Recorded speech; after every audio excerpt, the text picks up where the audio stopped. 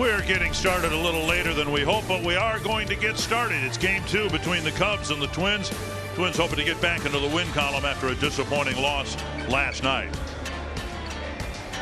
And welcome to Target Field. It's drying out here. The field will be in fine shape. Dick Bremer along with Justin Morneau.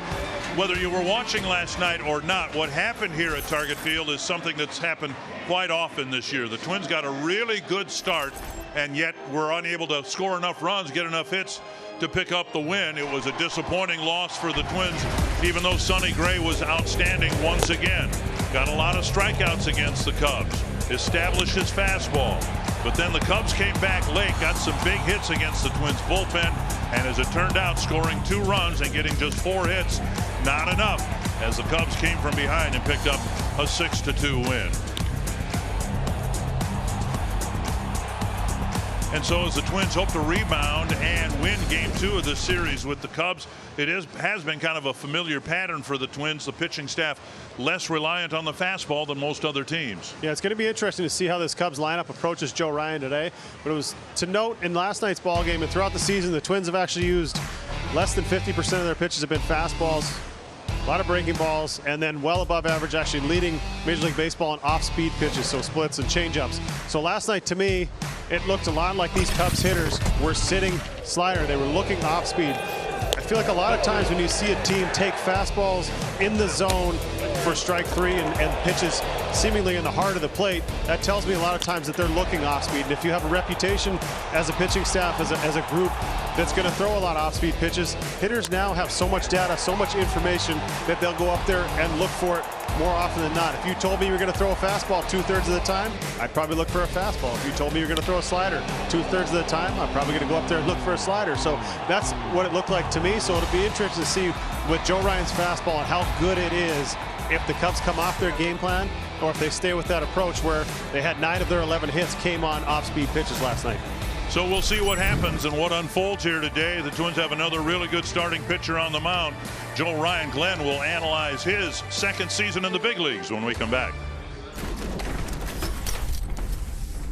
Sports North is brought to you by Menards. Save big money at Menards on all your home improvement needs. And by Chevrolet, the #1 selling brand in the Twin Cities. Cold and windy and slightly overcast in downtown Minneapolis and raining inside of Target Field, but good enough to get started. Joe Ryan will be on the mound today for the Minnesota Twins, looking to even up this series at 1 apiece. And as Justin talked about, Joe Ryan and his fastball could be a good matchup for this Chicago Cubs team. If they were indeed sitting on off-speed pitches, they don't get as many from Joe Ryan tonight. He's got one of the better fastballs in the game. Here is our Coors Light beating the pressure. Joe Ryan, take a look at that fastball usage. The Twins as a team under 50%. Joe Ryan, he's a lot closer to 60%, so he's going to rely on that fastball, that splitty, and that sweeper as well. But that fastball going to be a key pitch for him, as it always is for Joe Ryan. Here this afternoon, it'll be the Joe Ryan on the mound, Twins and Cubs game 2. Can the Twins even it up? We'll find out. Dick and Justin will have the call next. And I realize that the word lightly is a relative term, and we have a roof over our heads, but fans have been filling into their seats here, and whether they're from the upper Midwest here, Minnesota, North, South Dakota, wherever, or Chicago, it's not that uncomfortable to sit in the rain, is it? Like you said, look where it's underneath the roof. Well, the Twins are taking the field. We're about ready for the first pitch here, and it will be roughly an hour and a half after the scheduled first pitch.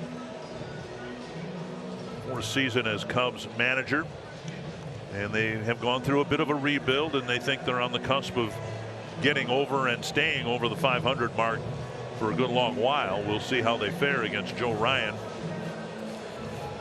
And the Menards batting order for the Cubs has a different look than it did last night. Nick Madrigal leading things off, then Dansby Swanson, Ian Happ, Cody Bellinger, Seiyu Suzuki, and then Christopher Morel, Matt Mervis, Eric Hosmer, and Tucker Barnhart. Your home furniture starting pitcher stats. It'll be co-ace Joe Ryan on the mound, who's been very good this season. ranks among the American League leaders in a lot of categories. Unfortunately took the loss his last time out. Only gave up 2 runs in that outing, but that'll tell you how much the Twins offense has been struggling as well. And that 4-seam fastball, as effective as any pitch that any pitcher throws across the game of baseball, the velocity will not light up the radar gun, but the pitch will still get hitters to swing and miss, will still get them out, and he will use it, and everything else plays off of it. But it'll be interesting to see how this Cubs line up with the damage they did on the breaking and the off-speed stuff in last night's ball game. 9 of their 11 hits. What's their approach going to be today off of Joe Ryan? Are they going to be able to adapt to that high fastball, to the 4-seam fastball, and is he going to mix in some more off-speed off of that? The Twins out on the field with a different look as well. Willie Castro is in left, Nick Gordon in center. Trevor Larnach called up. Max Kepler put on the injured list today. And the infield of Farmer, Correa, Polanco, and Gallo with Ryan Jeffers behind the plate. Yeah, it's been feast or famine for Joe Ryan on the mound in April. A lot of run support. Jumped out into a 5-0 start, and he could very easily be 7-0, but the bats in the month of May haven't been producing much, and particularly when Ryan's been out there. Given up just 2 runs in 12 innings in his 2 starts, but doesn't have a win. In fact, he's got a loss. And the first pitch strike. Madrigal, Swanson, and Happ in Chicago's first inning. Strike 2. Madrigal didn't like that one, but if Joe Ryan's getting that pitch, should be a good day to be a pitcher.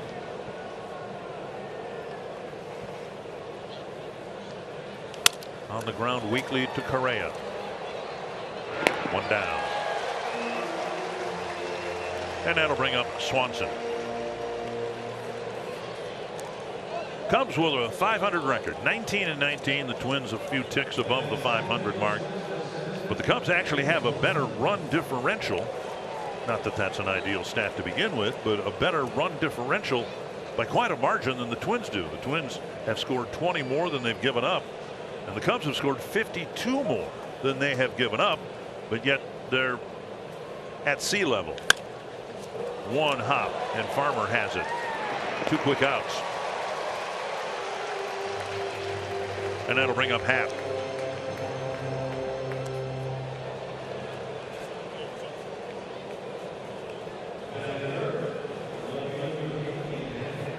So yeah, they've scored a lot more runs than they have allowed. Second best in the National League. But they are also 2-8 in 1-run games, which helps explain the .500 overall record. Big swing and a miss. Strike 1. Seems like the Twins are 20-18 in 1-run games. It seems that way. It's crazy. That number can get skewed a little bit. You have a few great days offensively where you pitch at the same time, and even the scores that have a little gap between the winner and the loser, like last night, they've all been decided late, it seems like, in the last few innings. 2 strikes to Happ.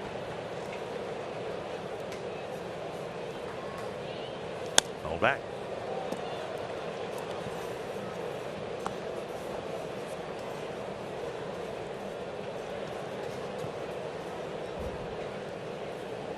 Two losses in this homestand. The other one a 6-1 loss to San Diego, and that one too kind of fell apart on the Twins in the late innings. Ryan thought he had it in his glove, and instead it's picked up by Jeffers halfway between the mound and the third baseline. Happ reaching again. That's now 20 straight games that he's reached base, and it is a base hit with 2 down in the first. It's got to be a horrible feeling. You think you've got it in your glove, and you're taking a few steps to first for the underhanded flip, and the ball's not there. I guess you'd call that an empty feeling. Yeah, you would. We had a lot of time here in the rain delay. Yeah. Here's Cody Bellinger. And another first pitch strike. 9 pitches, 9 strikes.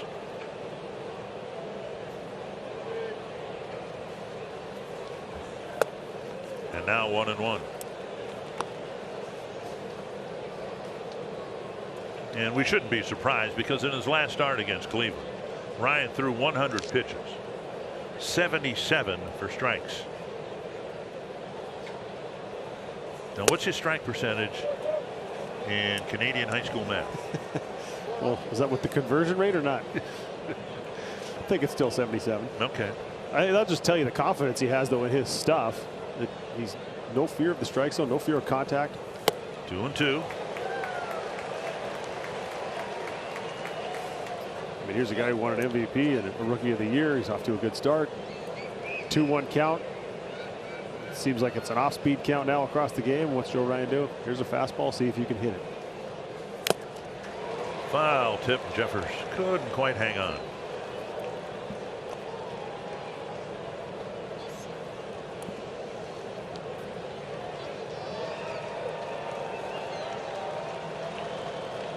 Cubs like to run 35 for 47 in stolen base attempts, nearly a stolen base per game.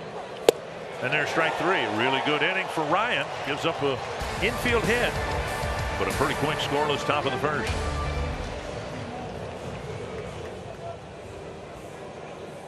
To clear off his spikes, get ready for the second inning after a quick first one. I don't even know, frankly, interleague play. Both leagues play by the same rules now. We'll be playing everybody. I'm not sure how much of a valid stat that is anymore, what the record is against interleague opponents. The Menards batting order has Gallo in the leadoff spot for the first time in his career. Then Kirilloff, Correa, Polanco, Larnach, Gordon, Farmer, Castro, and Jeffers. Yeah, first time Joey Gallo in the major leagues has ever hit leadoff. Surprising. He's, for a big guy, he actually runs really well. On base machine. Byron Buxton's been struggling, an 0 for 25 streak coming into the game today, not in the starting lineup. And it has been a rare day off. He may come in later in the ball game to pinch hit. Fouled away. But the goal, of course, for Buxton was to get him on the field and get him 500 plate appearances. Right now, he's on a pace for 631 plate appearances. Maybe a full day off today and fresh start tomorrow in the series finale. Gallo skies one very high, very deep to right center field, but on the edge of the track, caught by Suzuki. That had a lot of hang time. Yeah, it was almost 110 miles an hour off the bat, but the launch angle closer to 46 degrees, and with the wind blowing in, if the wind's blowing the other way, you get some help, but stays in the ballpark. And here's your Home Furniture starting pitcher stats. It'll be Hayden Wesneski, making his 8th start of the year. The best pitch for him has been that sweeper. He'll throw it both to righties and lefties. He'll steal a strike with it just like that. A lot of backdoor to the left-handed hitters. It'll be a swing and miss pitch to the righties. Then he'll use the sinker and the four seam for effect. Occasional cutter. Change ups to the lefties. Hit hard to left field. Happ is going back. He's at the wall. Gone, a home run. Kirilloff's first of the year to the opposite field.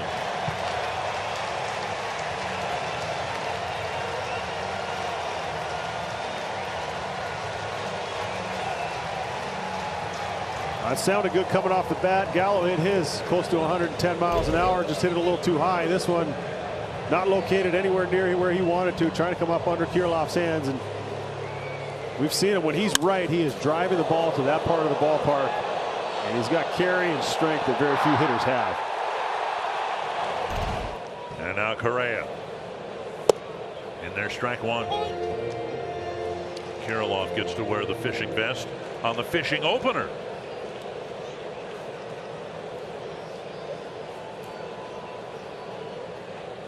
Correa takes a ball, 1-1.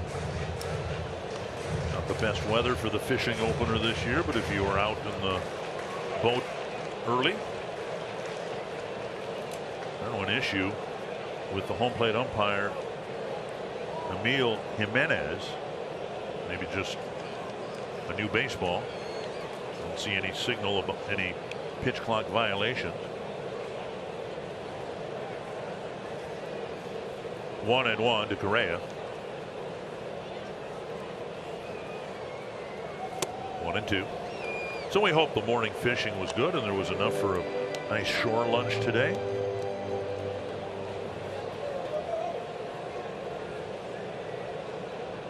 One and two to Carlos Correa. 2-2. His team batting average keeps going down, starting the game at .218.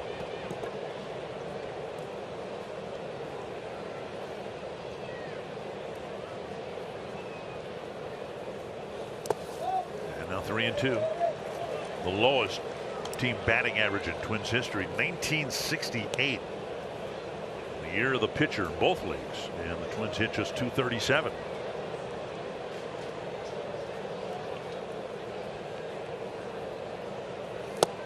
Correa strikes out for out number 2.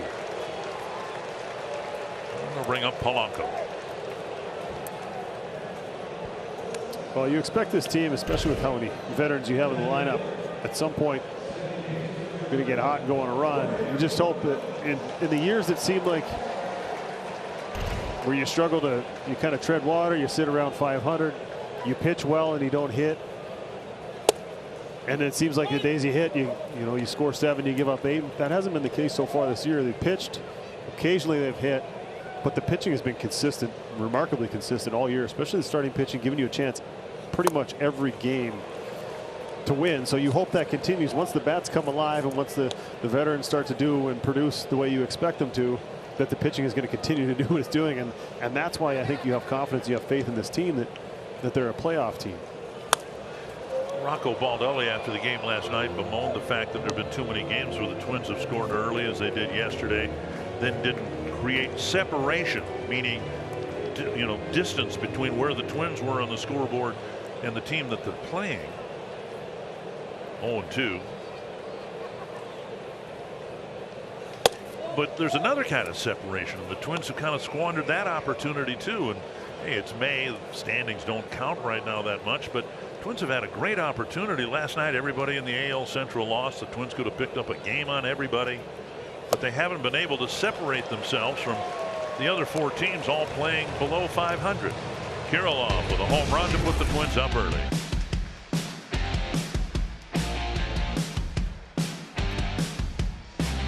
Home run, his first of the year. We talk a lot about Joe Ryan and his fastball. It's really hard to put it into context how good that fastball has been.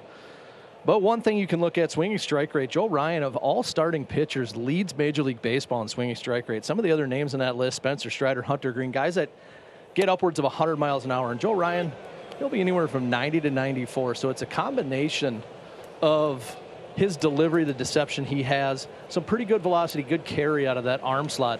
I think his command is underrated. And in that first inning, guys, 7 swings on that fastball, 3 swing and misses. So 43% in that first inning, including a strikeout of Cody Bellinger. So good sign early from Joe Ryan. Hey, Glenn, if you can hang with us. I can. Okay, a little pop-up, short center. Hustling in is Gordon. And can't get there. Another pop fly single.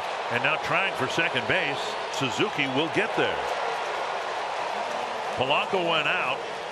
And Gordon came in. And the ball landed right in front of him for a leadoff double. A good effort here. Saw this identical play in last night's ball game. Polanco opens up, tries to get a good jump on it, and figures it's an easier play for Gordon coming in. He actually had that hit off the heel of his glove. Covered a little more ground maybe than he was anticipating. But it's a great effort, just not able to come up with it. And Suzuki wisely seeing the ball roll away, cruises into second base. Christopher Morel, 6 for 13 so far. Glenn, we're probably as guilty of it as anybody. We show the velocity readings and we see Ryan at 92, 93, and then we show other pitchers 97, 98. But I think what you're suggesting is Ryan's 92. Well, it's been proven so far this year that 92 is more effective than other pitchers 97. Yeah, it is, and that's why I said, I mean, his delivery, and we've made a lot of his delivery, that kind of low arm slot where he pushes the ball. He doesn't get as much vertical movement as you would think for a guy that gets as many swing and misses, but I really think it boils down to the command. He rarely misses his spot when he's trying to throw that. And like that fastball right there, if he does miss, it's going to be out of the zone. It's not going to be in an area that's going to get hurt. But just exceptional command. The more I've watched him, the more I've been impressed by how well he moves the fastball around the zone. 1-2 to Morel. And the ability to get a strikeout when you need it. For instance, after a cheap leadoff double. It's just invaluable to have in your back pocket. One away, and now Mervis. But the box we had up on the previous shot, that thing split that line in half at the top of the zone. I mean, just perfectly located, like Glenn was talking about. His command is definitely underrated. He very rarely misses him when he does. Okay, here's my spot, and here's my miss. Very rarely does it leak over the heart of the plate. Very rarely is it. Oh. Very rarely do you see the catcher set up in and he misses away, or does he set up away and he misses the entire plate in.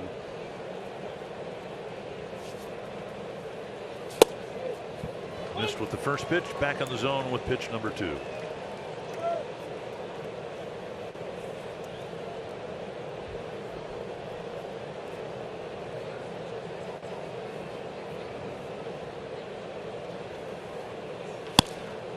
And now 1-2.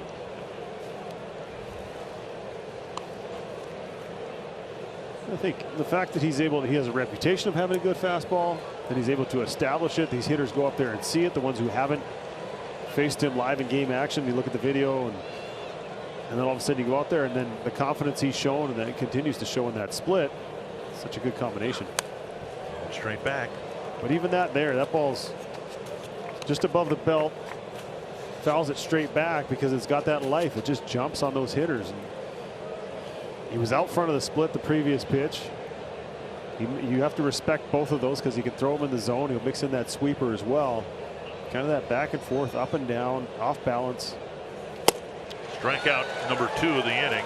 Last 3 outs have come on strikeouts, and Suzuki's still standing at second base.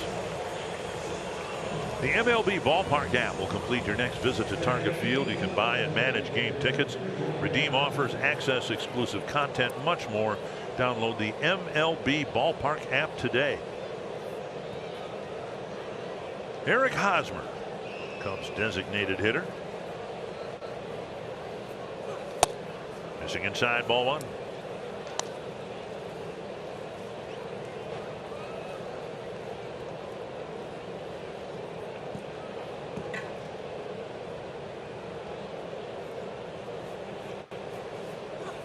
Big swing and a miss.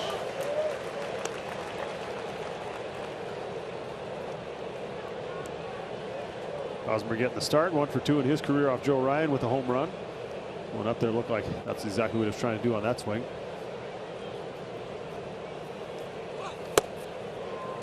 Two and 1. We saw it last night from Sonny Gray. Ryan, that's kind of the way he goes about things anyway, but the old style pitching theory, let's establish the fastball early and then go from there. Yeah, today's game, where we showed on the graphic, game open, Twins as a pitching staff throw less than 50% fastball. So if you're going to force hitters to hit your pitch, you have to establish that fastball. And a long way to right. The foul.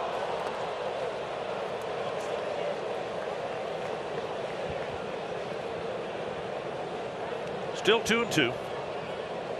The obvious pitch is to throw is the splitter, but as a hitter, you hit a ball like that, sometimes you think there's no way he's going to throw me that again, and come back in, locate it well up under his hands, you can get him.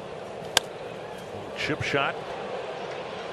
And Farmer ends it. Great job by Ryan. Yeah, you like to have 1, 2, 3 innings, but did a great job there pitching around the leadoff double, and it's still 1-0.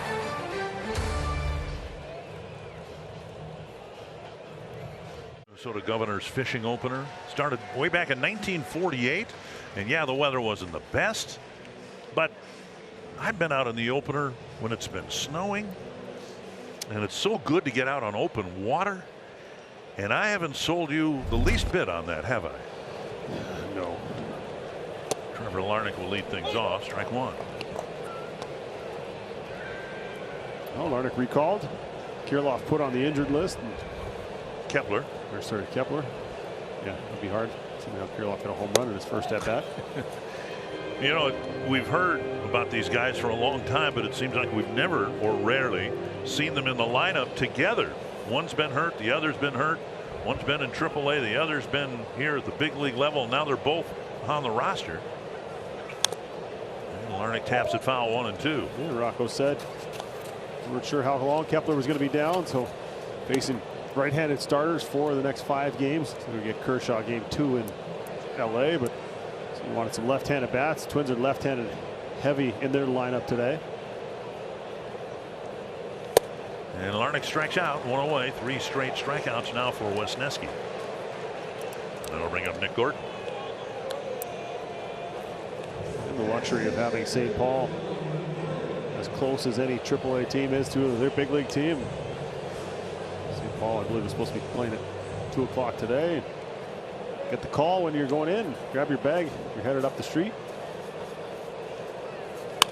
That's to left. Happ comes in to catch the drive off the bat of Gordon. I walked in this morning with Cole Sands. He's here as well. Derek Rodriguez option to AAA. Cole Sands now part of the Twins bullpen again. 2 down. That'll bring up Kyle Farmer.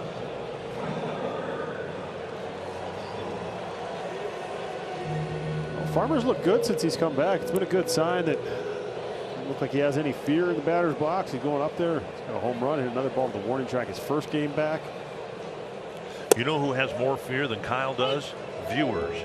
Last night I'm watching him come home and it looked like he was going to get tagged in the mouth at home plate, and he didn't, thankfully. Did score a run. And a liner to the shortstop. And a 1-2-3 second for Hayden Wesneski.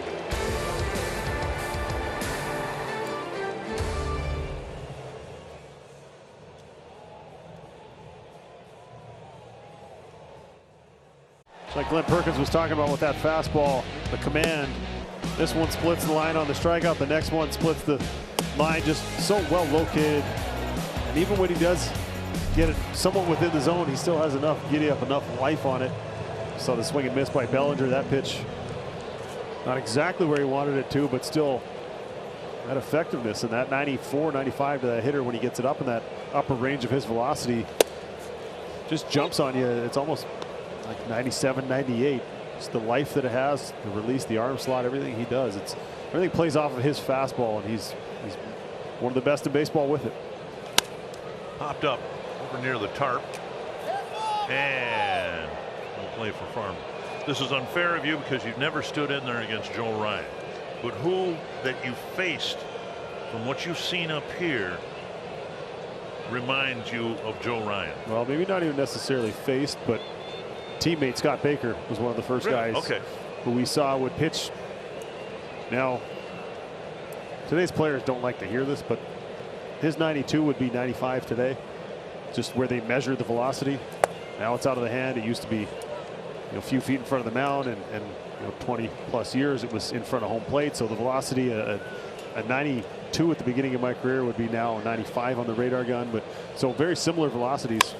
Stroke to right. And on one hop to Larnach, a leadoff single. 3rd hit, first time through the order for the Cubs. And this is the only one that was hit sharply. So I think we remember we'd be watching and ask Joe, behind the plate catching him, how are they missing that? What's he got? And he said, late, we call it late life. The ball appears to jump when it hits that transition between the grass and the dirt in front of the mound. And look at this one. This one didn't get up as high as he would have liked. Give Barnhart credit. Doing his homework, paying attention to what's going on, went up and got on top of it. Falling back. And those of us who are late in life are getting to know what late life means when it comes to throwing a baseball. The little jump on the end of it, right? Yeah, a little. It's like it catches another gear. So all of a sudden, you go to swing and your eyes are telling you one thing, and whether it's a high spin rate, a deceptive release point, or someone like Bailey Ober, who's got a little more extension than most, that releases the ball closer to home plate. 1 strike to Madrigal, and now a ball. And then I remember watching Bake pitch for us for so many years, and then faced him towards the end of both of our times, and struck me out on that belt high fastball that I had seen so many times and watch hitters shake their head going back to the dugout. It's an effective pitch if you use the deception. And that's through the hole, a base hit and a pair of hits to start the Cub third inning. I think the term they used to use was someone was sneaky fast. Is that the same thing? Yeah, or we'd say, you know, it gets on you. There's all kinds of different ways, but now you say, oh, he's a high spin guy. Now you understand what that means. Right, you know, right. Basically just a different way of saying the same thing 10 or 15 years later. Here's Swanson, bounced to third his first time up, and Ryan hoping to get a ground ball hit at somebody again, get at least one, maybe two. And there's a first pitch strike again. They used to say that the fastballs of Nolan Ryan and Sandy Koufax hissed at you as they went by you into the catcher's mitt. And now inside 1-1, and I think what that meant was they had a lot of life, late life on their fastball, and a lot of early life too. Yeah, Nolan Ryan's is a whole other level. 1-1 to Swanson. And now 1-2. 3 strikeouts for Ryan, and strikeouts 2 and 3 came at a good time after Suzuki's leadoff double. It's going to be interesting. Swanson uses his timeout, 3 straight splits. Now do you elevate the fastball, go for a strikeout? You've had him out front, a little bit fooled with that split. What do you go back to here? Off the end of the bat, another short pop-up. This time Gordon coming in. That's as good as a strikeout for out number 1. Yeah, a little broken bat right there.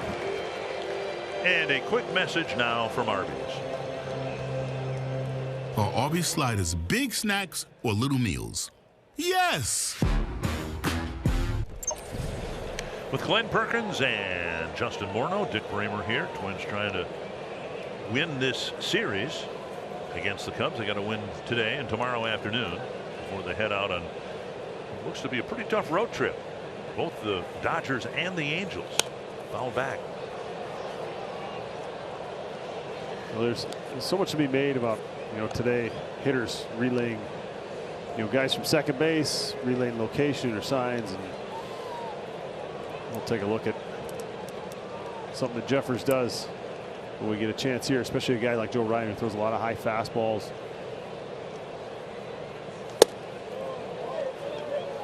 One and one. So one way you can do it is by giving the location away. Well, Jeffers giving the high location. If the hitter at second's relaying this, saying, okay, it's going to be a fastball. Well, they actually end up throwing a split on this pitch. So interesting to hear Joe Ryan, his take, or Glenn Perkins' take on this of, did you actually look at the glove? Is he looking at the glove? Even though he threw a split there as a pitch he wants down, you're trying not to give anything away. So Jeffers is kind of giving the same sign, whether it's the fastball or the split. Even though he's setting up early, he's not really giving them anything. And it's just interesting to watch, because teams do that. They'll look at the catcher to see if they can pick something up. You know, a lot of times before the one knee down, you'd watch catchers set up as a base runner, as a base coach, and they set up a little bit higher, anticipating a breaking ball in the dirt. So a fastball guy settles in, they see it's going to be in a certain location, and then a breaking ball, he maybe sometimes get a little bit wider. You know, rear end gets a little bit higher in the air, saying, all right, if he throws this in the dirt, I got to block it. I got to get myself in a better position. So a lot of times it's not the pitchers that you worry about tipping, it's also the catcher. So Jeffers trying to counter that with where he's given that sign with his glove. Another key strikeout. Strikeout at a good time for out number 2. Now, Perk, was that something you looked at? Was the catcher's glove, or what was your target? Is it different for every pitcher? Yeah, Maury, I would say that if I'm trying to throw a ball down in the zone, that I would not want a high target. I think that would be difficult. I get why they're doing it, but for Joe to want to throw that splitty down in the zone, start that at the bottom, and maybe get it to drop out with 2 strikes, having that high target would be pretty difficult for me. I think it's easier if you're trying to throw a pitch maybe up in the zone to a low target, a little bit easier to execute. I'd want to use that glove as my target. So do you think his bottom of Jeffers' chest protector or his belt or something, if he's going to throw that split and he's completely ignoring that glove? Yeah, I'm sure that's something they talked about earlier, that, hey, if you have a guy on second base and you want to throw that splitty, we need to throw him off the scent, if you will. maybe, yeah, look at that left knee. Popped up. Farmer will chase it near the tarp. No play. They just have to set up some sort of an auxiliary target, and so I'm sure that that's something that they communicate. You know, it's interesting. Last year in spring training, I asked Joe, and we were talking about a different subject matter, but it came around to when he picks up the target. And he said, no, I pick it up very late. And, you know, it used to be catchers would set up and give their pitchers a target. Talking with Jim Deshaies, who's doing some analysis work for the Cub Network, and he said, yeah, he wanted the catcher to give away his target very early on. Deep to right field. And Larnach is there for the catch on the warning track. Another great job by Ryan, pitching out of trouble with opening hits from the first two batters in the third. It's still 1-0 Twins.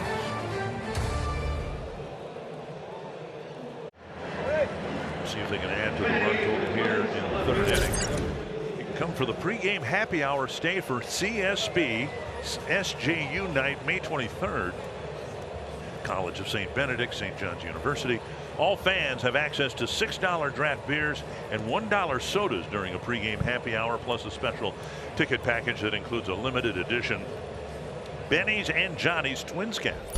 So for tickets and more, visit twins.com/CSBSJU. Willie Castro to lead off the Twins third. And strike one.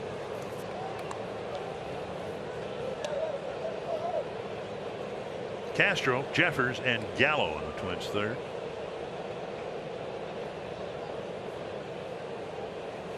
Check swing, strike two.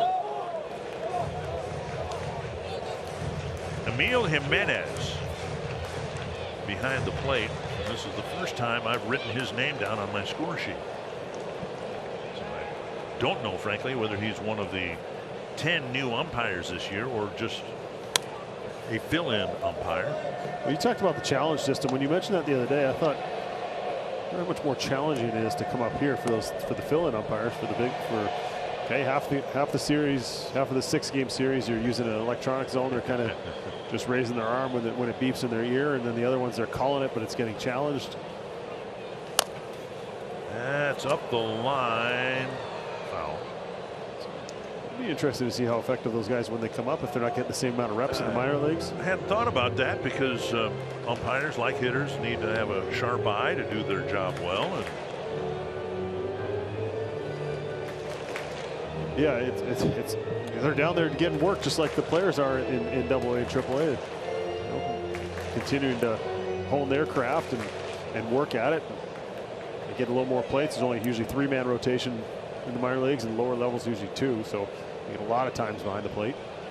Up and away now, 1-2. But if you have the machine calling the pitches for you, I wonder if you're hurting the development or not. I wonder if. That's why I just think it's inevitable. It's going to happen here. They're going to have it up here. In what form, I don't know. Golfed into the right field corner, and a fair ball. Castro can run. Take two. They're small. Take three. Oh, he'll take two with the throw spiked into the turf. Castro thought about it, and you know what, kids, that's what you do. You run hard. If you think you've got a double, run hard to second, and then make the decision that that's enough. Well, he played a lot of games in Detroit, and it's a little deeper in that part of the ballpark where he used to play his home game. So here, it's hard to hit triples in this ballpark, especially in that corner. That wall, the ball tends to kick. But I love, as you said, he was thinking 3 all the way. He picks up Tommy Watkins, and Tommy's over there going, please don't keep going, because that ball was about 10 feet behind him by the time he made that turnaround second. Now Jeffers, inside ball 1. Swanson lucky receiver was in the vicinity. No 15-yard penalty there for intentional grounding. Hey, I saw Jock Jones do that a couple of times from the outfield. So we've all done it. It's a helpless feeling. You go to throw it, you realize you don't have to, and you spike it in front of you. Sweeps in for a strike. 1-1. That is. See if he goes to that more. Now he's got a runner in scoring position. He's thrown 4 first pitch strikes with it coming into this inning. It's a swing and miss pitch to righties. Is Jeffers up there looking for it? Is he going to give him something to hit here? Nice stop by Barnhart. Wisniewski in the same situation here in the third inning that Ryan was in the second. Got a leadoff double. In Ryan's case, he was able to pick up a couple of strikeouts and a pop-up to get out of the inning. We'll see if Jeffers, if he makes it out, whether he can at least advance the runner 90 feet. 2-1. 3-1. Gallo on deck.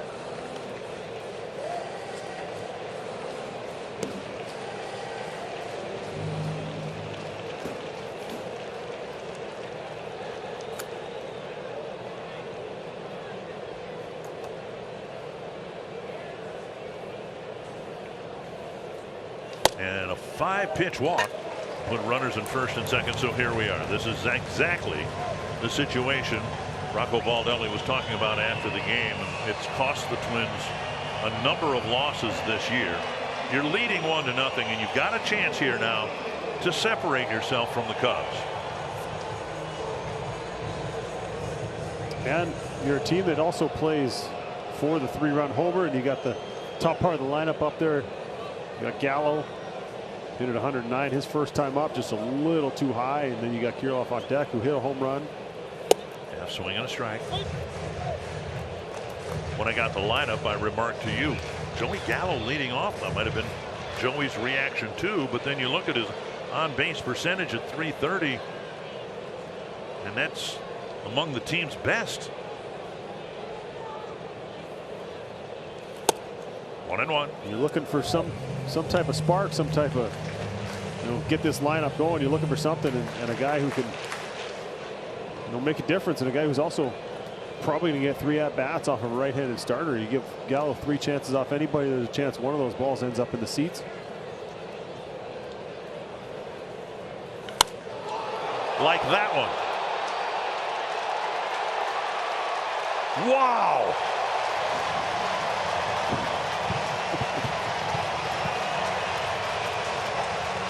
And the Twins get some separation here in the third inning.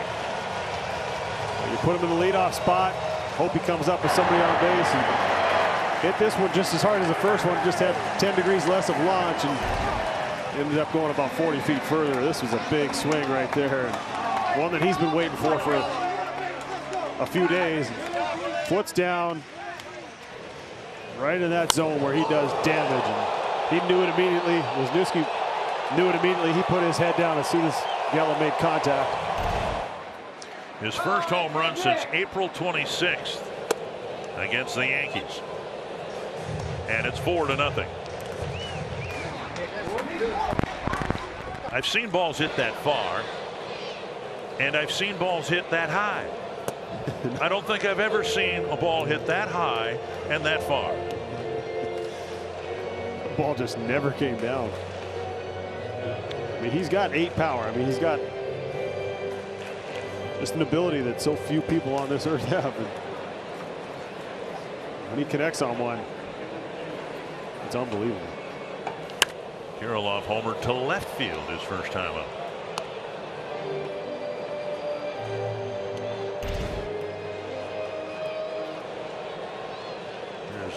Here's the Kirilloff home run, StatCast 3D powered by Google Cloud.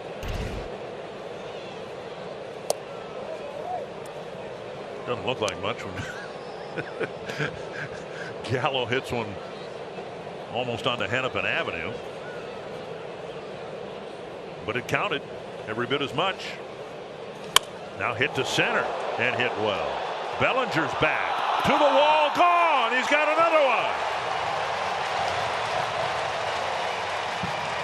Tremendous power by Alex Kirilloff. One to left and now one to center. Kirilloff in the DH spot for Byron Buxton today, and apparently he likes it. He gets to put on that vision vest again. This ball straightaway center. We said when he's right, it's almost like a right-handed hitter up there with his power zone of from right center field all the way to the left field line. He just lets that ball travel so well, and that just kept carrying on Bellinger. He thought he had a beat on it, but that ball just kept going. And I think we've seen him, when you miss time as a player and the game is taken away and you're not sure when you're going to make it back. He's been through a couple of tough years with injuries. We saw him smiling on the field after that walk-off hit the other night. Saw him smiling right there after that home run. I feel like he's just finding a way to maybe enjoy it a little bit more. And obviously when you hit a ball in the seats and you hit your second one of the game and your second at bat, that should bring a smile to your face. But it's good to see him looking like he's enjoying himself.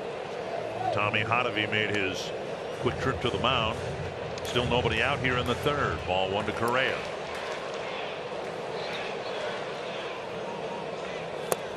Now ball 2.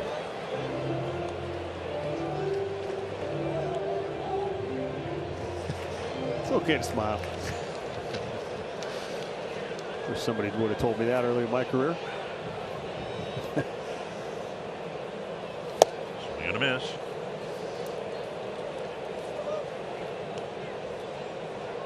Correa struck out swinging his first time up.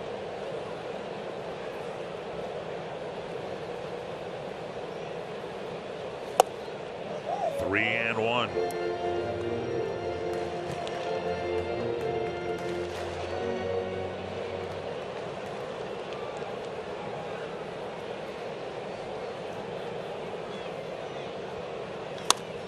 And now 3-2.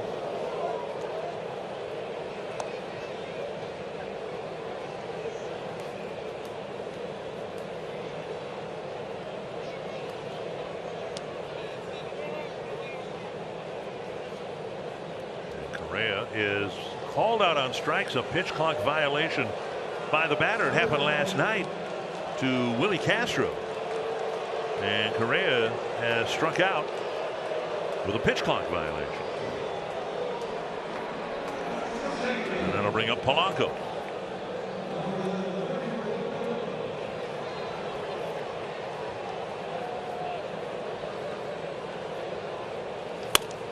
Soft liner. Caught by Madrigal, 2 away. So somebody's shaking your head, and I'm guessing it might be because that would be, you would not be happy with. Because whatever's going to come out of my mouth will get me in trouble. So regarding the rule? I've learned in my 41 years on this planet, sometimes it's better to say nothing. Yeah. It's just so frustrating. That is not what people bought a ticket to see. I get it, the pace is increased, but is it any comfort for you to know that the Twins are playing the fastest games in Major League Baseball now?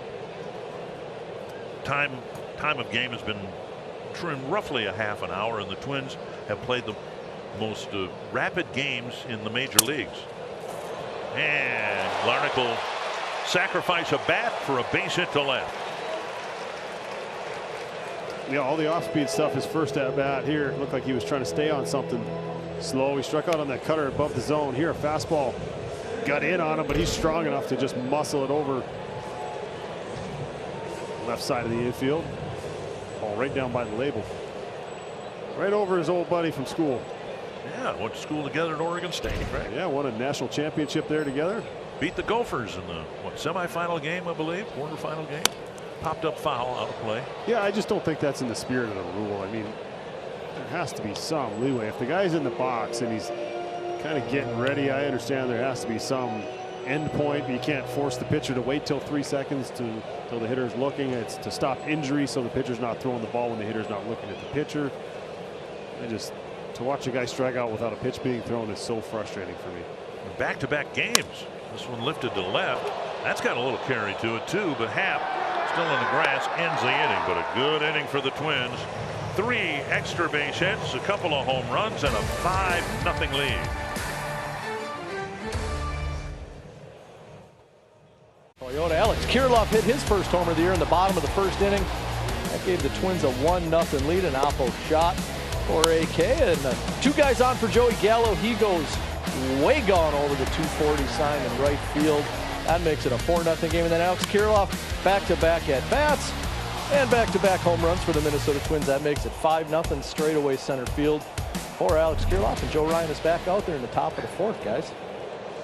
All right, and Suzuki will lead things off. So watching Gallo's home run, I'm thinking, you know, out there somewhere in the upper deck in right field is a daughter and a father coming to a ball game, and what they want more than anything else is to leave home with a baseball. And they're sitting up there, and the kid's probably wondering, we couldn't get better seats than this. I want to get a baseball. And then Gallo plops one in their lap. Not too often you sit up in that section. You got a chance to get a home run ball here. Maybe the outfielders, after they get done warming up, will throw it up there. Right. Right. 1-2 to Suzuki. Got a pop fly double his first time up. And Ryan finds himself now with some early run support, which was a common occurrence in April, not in May. But again, how good was he in that second inning, pitching around that Texas League double and led off the inning. Now 3-2, and then the 2 singles that started the third. First 3-ball count, that'll tell you how good he's been. He's just, anytime there's been trouble, he finds another level. And he missed up and away, and now it's a leadoff walk that he'll try to work around. Not exactly how you draw it up after your team scores you 4 runs. See the shake of the head there, he knows it. What he wanted to do, guy in the box got some power. Big home run to right center field. Last night's ball game looked like he was sitting slider for a couple of those at bats. Got one up in the zone, didn't miss it. So as rare as Gallo's mammoth home run was a few moments ago, a right-hander to hit it where Morel did is even more rare. 1 strike.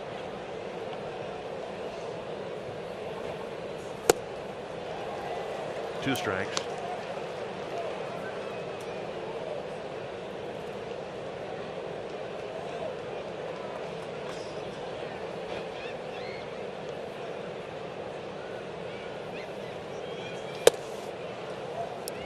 Jeffers with a look at first base.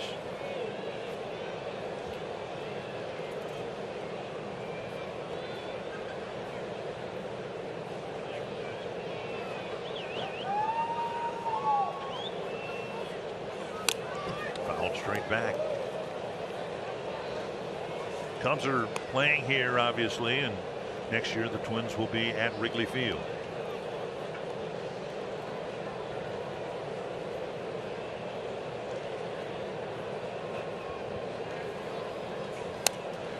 Now, it's an historic ballpark. It has charm about it. I don't know whether you enjoyed playing there or not. We love going there. But this ballpark here draws raves from people. San Diego people who hadn't been here. Yep, and they got a nice ballpark too. Yeah. The Cubs people who have never been here before that I've talked to just rave about what a gorgeous ballpark this is. Now a high fly to deep left field. Well, there's a couple, including Bellinger's game-ending line drive in the third inning, and now this one, that have not left the ballpark, which again underscores how impressive it's been what Kirilloff has done and what Gallo has done. The ball doesn't seem to be carrying that well here today. Yeah, the flag's going in from left, in from right, kind of almost straight in from center field. So it takes something a little extra to get it out of here today. That foul. Did you enjoy playing at Wrigley Field? The field, yes. The clubhouse, those old stadiums there, Fenway, just not the biggest in the league. But I appreciate the history of the game and something going up, watching on TV. Scalded foul. So you look at Wrigley now. More for me, Fenway was because of the American League. I was an American League guy. You know, my team was the Blue Jays growing up. Watched a ton of Blue Jays games, and then being in the East, so that a lot. Didn't see Wrigley Field on TV too much, but yeah, the history and everything that means. Chasing upstairs, and out number 2.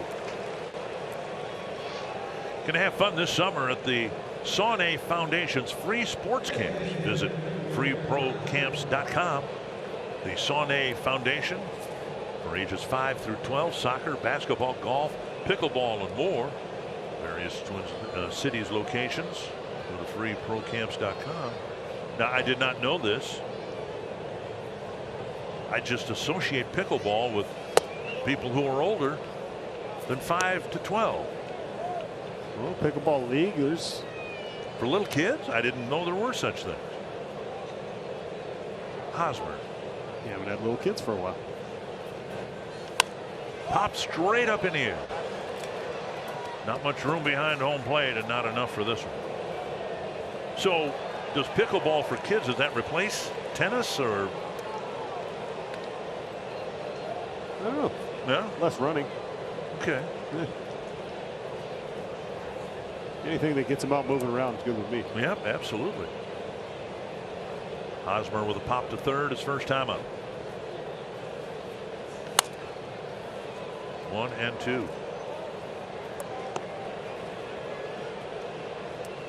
"70 pitches for Ryan. 51 strikes, a strike percentage of 73.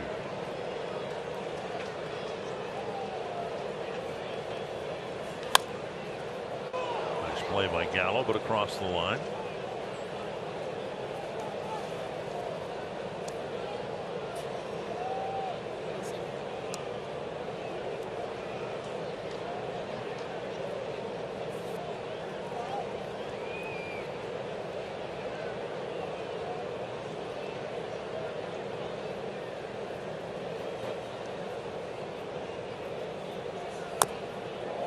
Hanging tough.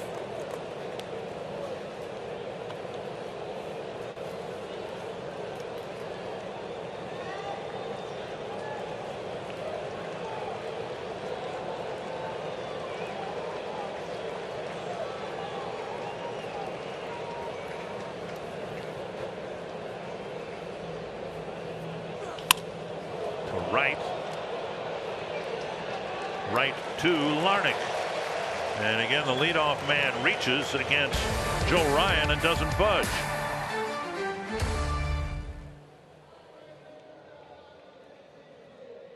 City's largest selection of vehicles at LutherAuto.com.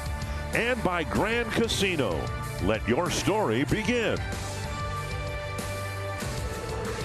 Let's start for the Twins. 3 home runs, 5 runs. And we'll see if they can add on here. With Kyle Farmer leading off the Twins' 4th against Hayden Wesneski.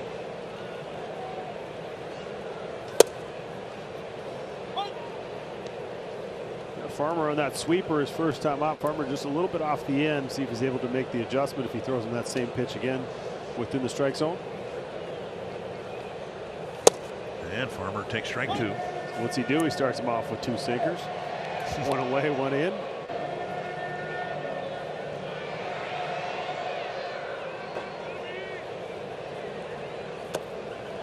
One and 2. Twins have not eased Farmer back into the mix. He came off his rehab assignment and he started every game.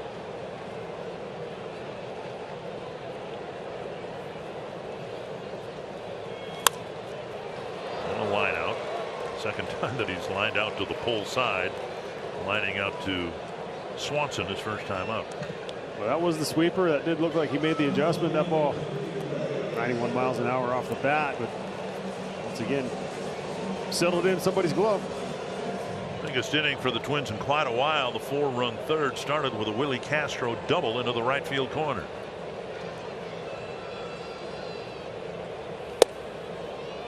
Missing ball 1. A little 2-strike ability to make contact. Got himself a sweeper down in the zone.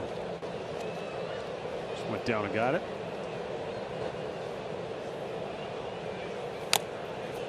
And a foul.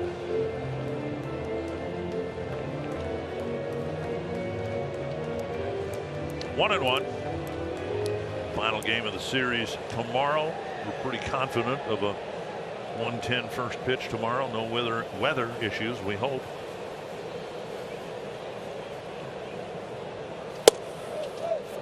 If you're tuning in and wondering why there isn't a fishing show on or whatever Bally's would normally have on after a Twins game, we had a rain delay of about an hour and a half. And double clutch nearly cost Madrigal an out, but he's able to throw out Castro 2 away. And before Jeffers at bat, a message from Bad Boy Mowers. The fields, front lawns, and backyards of America. Bad Boy. for a mower company. When I was a kid, if I was a bad boy, I had to cut the grass. And Jeffers will go to first. A walk and now a hit by pitch, and that brings Gallo up again, who's made solid contact so far in this game. A couple balls hit well over 100 miles an hour. One of them way up there above 240 Gordy section there, and then one that made its way to the warning track. Jeffers wore this one right off the tricep, as it always does. It missed the pad. So you tune in a game at 3:30 a year ago before the pitch clock, it still possibly could be in the fourth inning. But Swing and a miss. Okay, so Gallo's got 18 runs batted in. This is the 40th game of the year. So you take the numbers and you multiply them times 4, and no, it's not like you driving in 130 in 2006 and Kadire driving in 109 that year. One strike. But you've got Correa with 18 runs batted in, Larnach with 19, and he's been gone for a while. So there is some balance in there, some threat of run production up and down the lineup. That big swing and a miss 1 and 2 that still gives a pitcher something to think about. yeah, there's some depth there. There's some challenges for a pitcher to navigate. It's just getting more guys on base. That's been the issue, and consistency of, okay, well, we're only getting 4 hits. That means we need to be walking 6 or 7 times as a group. Oh, wow. Jeffers just took off. Not even on first movement. He just took off. And Wisniewski had the presence of mind to turn around and look. And that will wrap up the 4th inning. Bally Sports Plus presented by T-Mobile. Big night last night in Baltimore, with Cedric Mullins hitting for the cycle.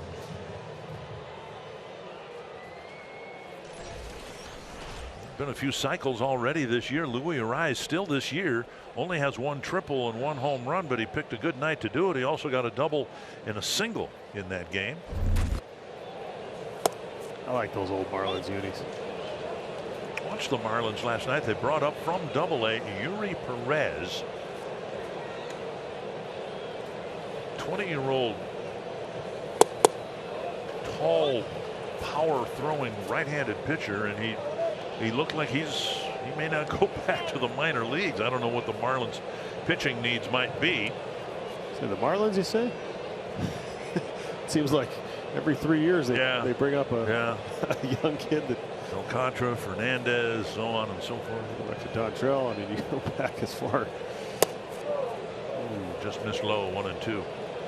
6'9", 220 pounds, 99 miles per hour, above average slider, working on a changeup.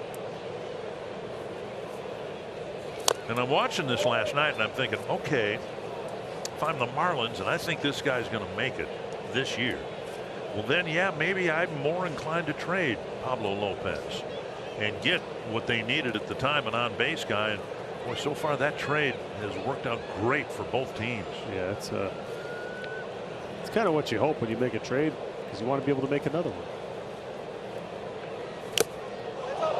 Into the net behind the Twins dugout. An entertaining strike 3 for Tucker Barnhart. 6th strikeout.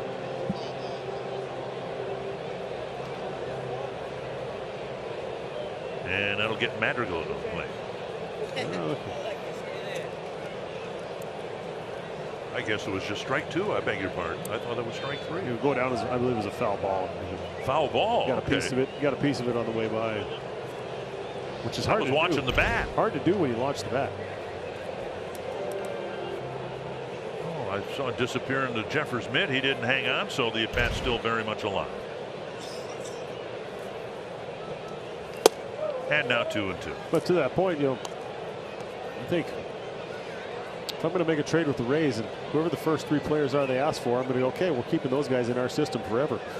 And it seems like all the veteran pieces they've traded off over the years, it seems like they typically get something back that ends up being a big part of their major league roster. Like I said, if trades work out well for both sides, that's a good thing, I think. And there's a called third strike. Just took Ryan a few more pitches to dispatch Barnhart, one away. Yeah, I wonder if he was looking off speed here, or with how many high fastballs Joe Ryan throws, you're telling yourself anything down, it's going to be below the zone. You just kind of gave up on it. That one started at the bottom and just stayed on plane. So you're saying, okay, four seam up. Don't want to chase that. If it's down, leave it down. And if you're thinking about that many things at once, it's hard to hit anyway. Madrigal takes ball one.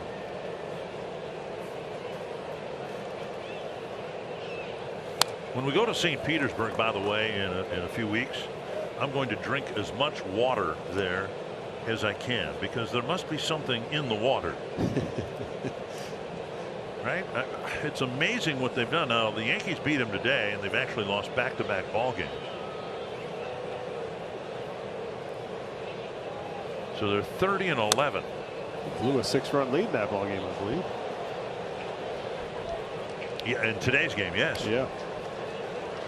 1-2 to Madrigal.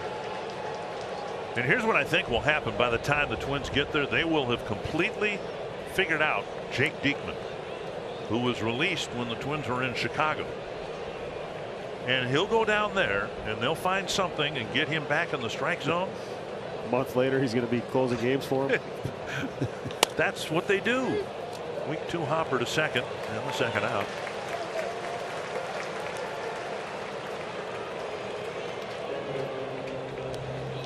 Dansby Swanson will hit with the bases empty. Now Ryan set down 5 men in a row, and this is the first inning since the first inning where he's retired the leadoff batter, and then he followed up and got Madrigal too.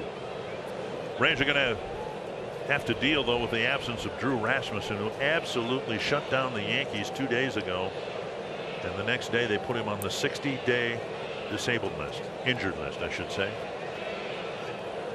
Flexor tendon strain, which doesn't sound good. One strike.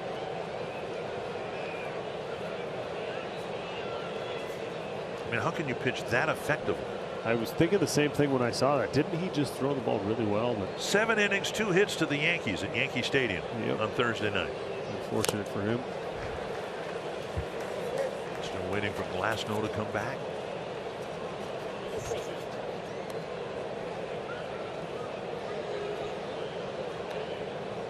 Oh, 2 to Swanson. Ryan's 88th pitch coming.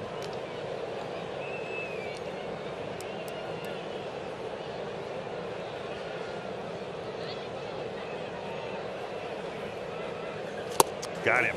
Good finish to his best inning, his first 1-2-3 inning, and it's still 5-0.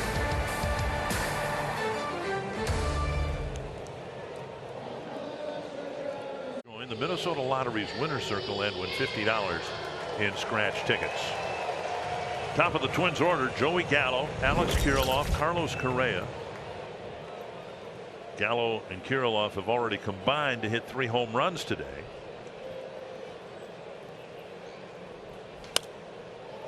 Lifted foul. Gallo just missed a home run in the first inning and then absolutely smashed one into the upper deck in right field over the scoreboard, with 2 men on base. Taken for ball 1.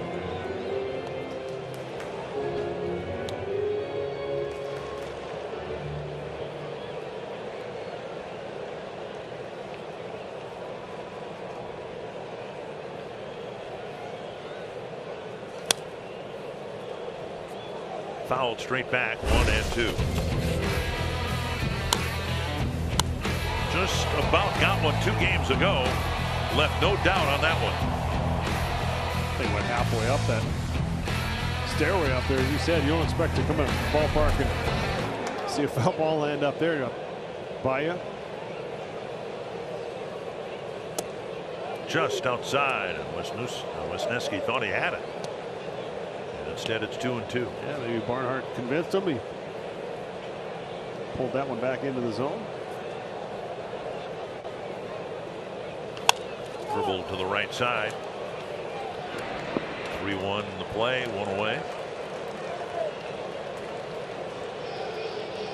Kirilloff with a home run to left and a home run to center.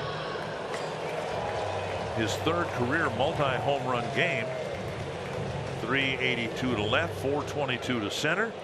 Now he's got a chance to get into the Twins record book. Just the 5th inning here.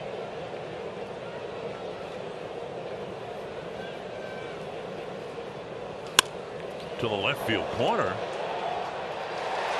In the ballpark, but another extra base hit. Automatic double. He's got 10 total bases. And we're just in the 5th inning. He's finding the barrel. This ball perfectly located. Just inside that left field line, but said he clears that front side, then allows those hands to work, allows that barrel to work, and seems like he pulls it out of the catcher's glove. It's good to see him swinging the bat well. See if Correa can jump in on the fun now.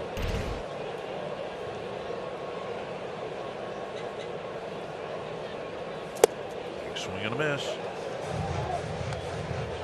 2 strikeouts for Correa, 1 swinging, and I put KU. Umpire called strike 3.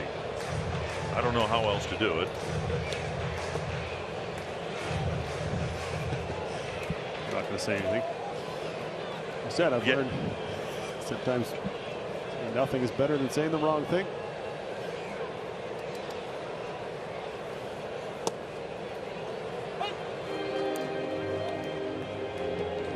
And now 0-2. Pitcher gets credit for it, even though he didn't throw a pitch. Right.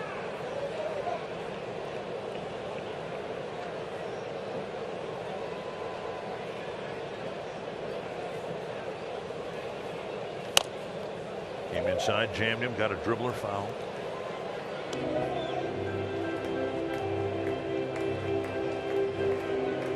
How do you do your scorecard there? Do you do K, frontwards K, and then backwards K for looking? Looking, yeah. Okay. Maybe do upside down for nothing. 0-2 to Correa. And now in the dirt.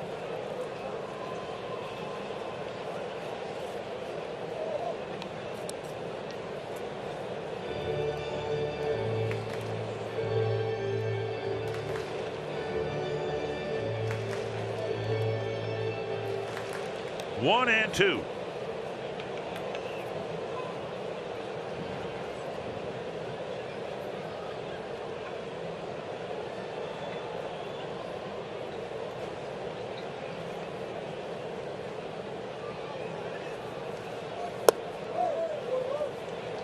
Take there low, 2-2.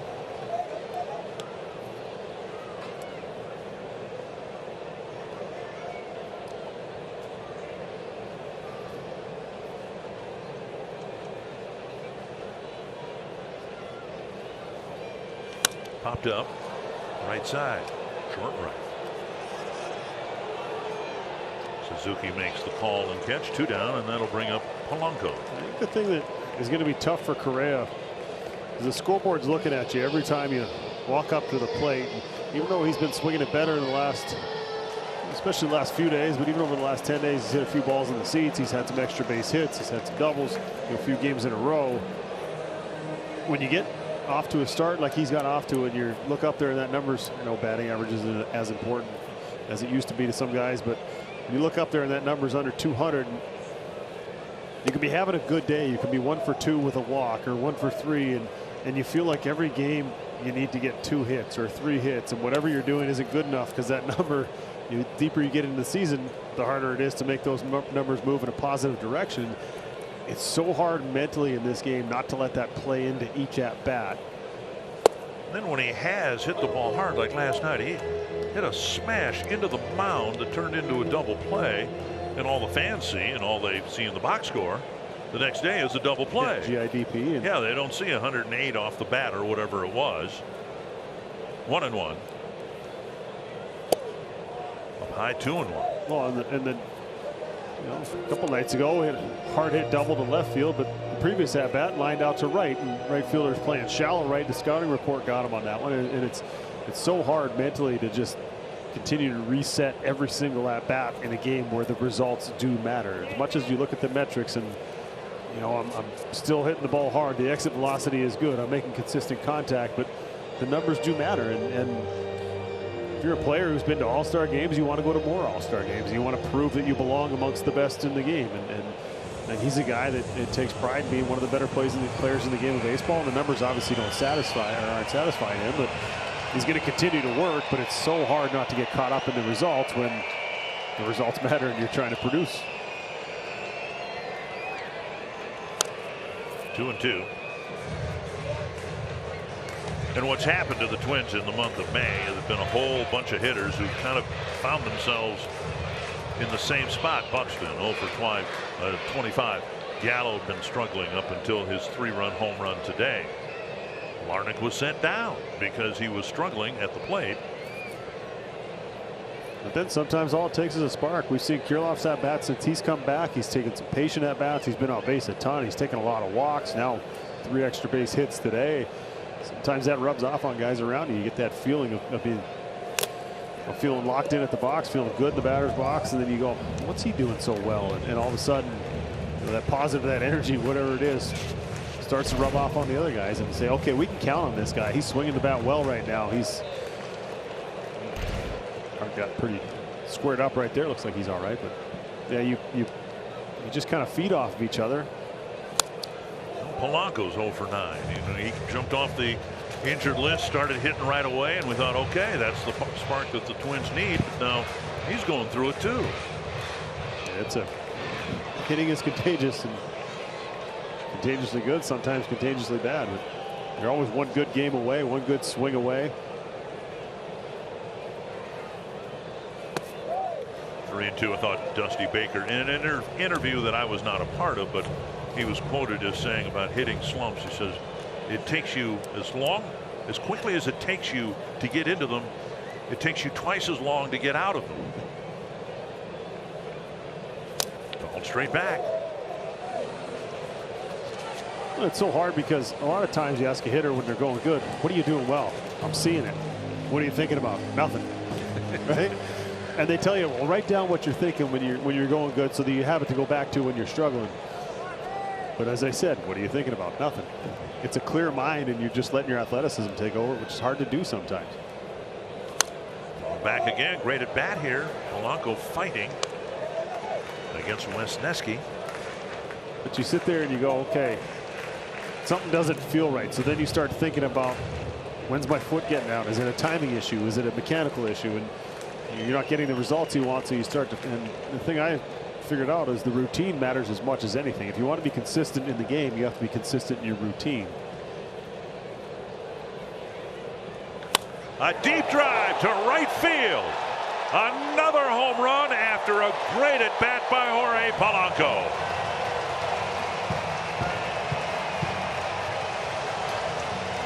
Oh, what an at bat right there. He fouled off a ton of tough pitches. As we've seen so many times from Polanco, not afraid to take an awkward looking swing just to foul a pitch off to keep an at bat alive. Got himself a little slider. Hit it way up there on the plaza.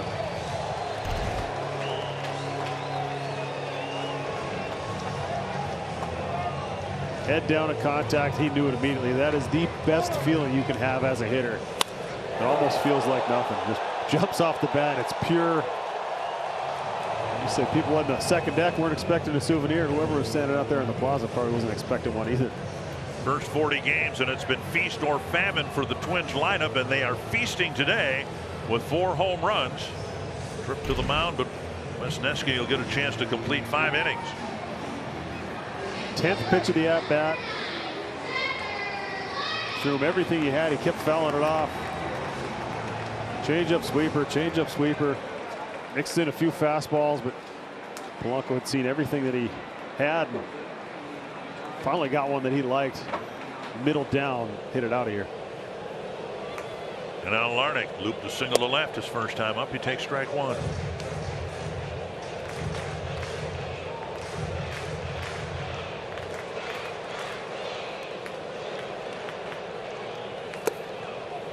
And now 2 strikes. Larnach had a big game the other night for St. Paul, got 3 hits. And he can carry some of that success back to the big leagues with him.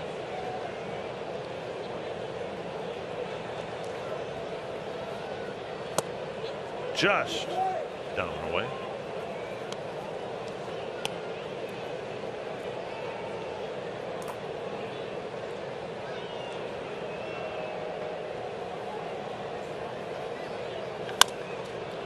And earlier when we were talking about Twins spreading the RBIs around, not that there have been enough of them, but Buxton on the bench today with 19 to put him on a pace for around 80.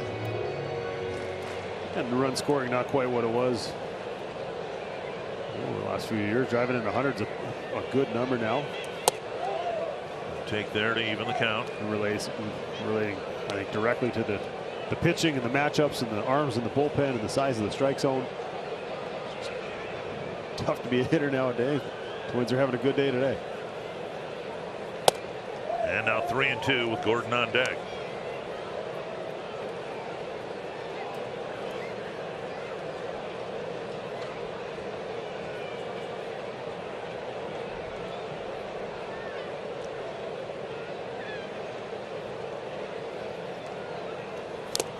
Foul tip, and Barnhart hangs on. Larnach strikes out. But the Twins go deep again. This time it was Jorge Polanco, a 2-run home run to make it 7-0.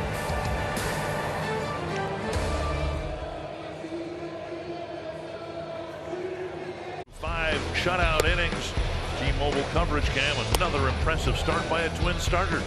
Yeah, he's had a little bit of traffic. Pitch count a little higher than we're used to see, and still throwing a ton of strikes, and has made pitches every time he's needed to. First and second, leadoff double he pitched around. Location has been good. Fastball's been good. You see right there, 6 of those 7 strikeouts coming on that fastball. And there's strike 1. Ian Happ, the batter, singled his first time up. And Bellinger and Suzuki.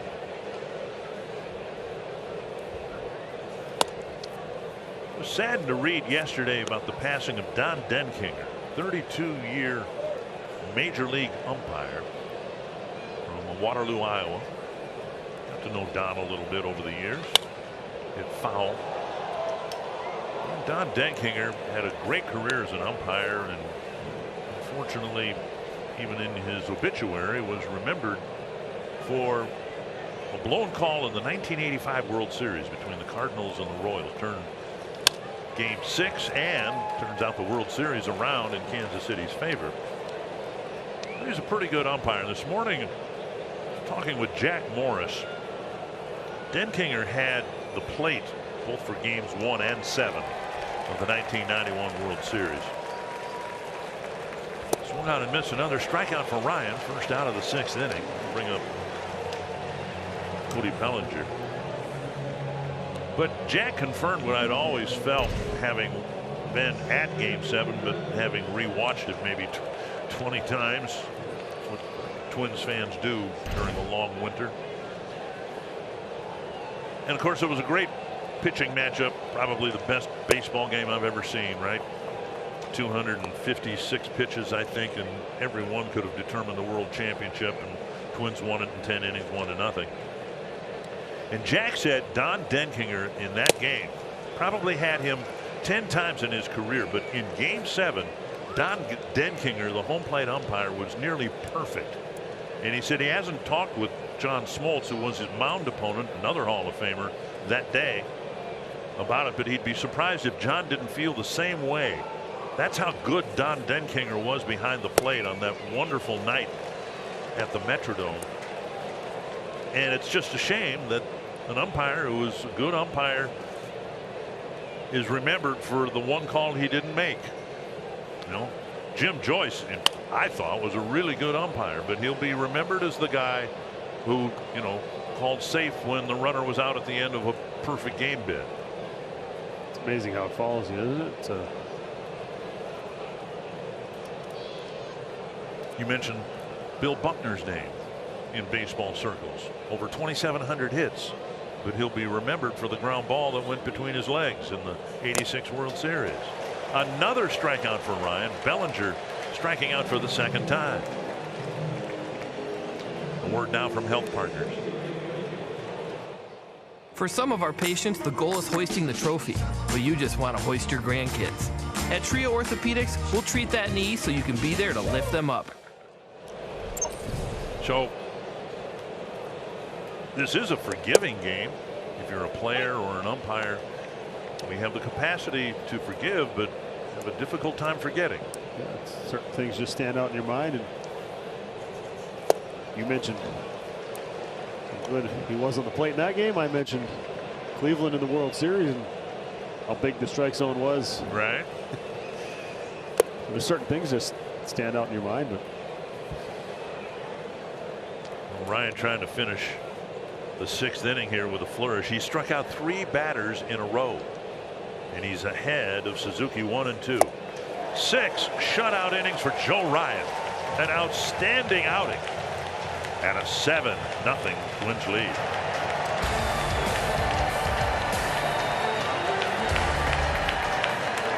In 1948, Lieutenant Governor Peggy Flanagan participated today down in the Mankato area on Madison Lake.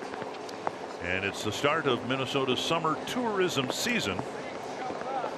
And we hope we'll have warmer weather as the season wears along. Rucker comes out of the Chicago bullpen. Now, it's not quite summertime yet because we've had rain on in my neighborhood over the last couple of days, but the night crawlers haven't come up yet.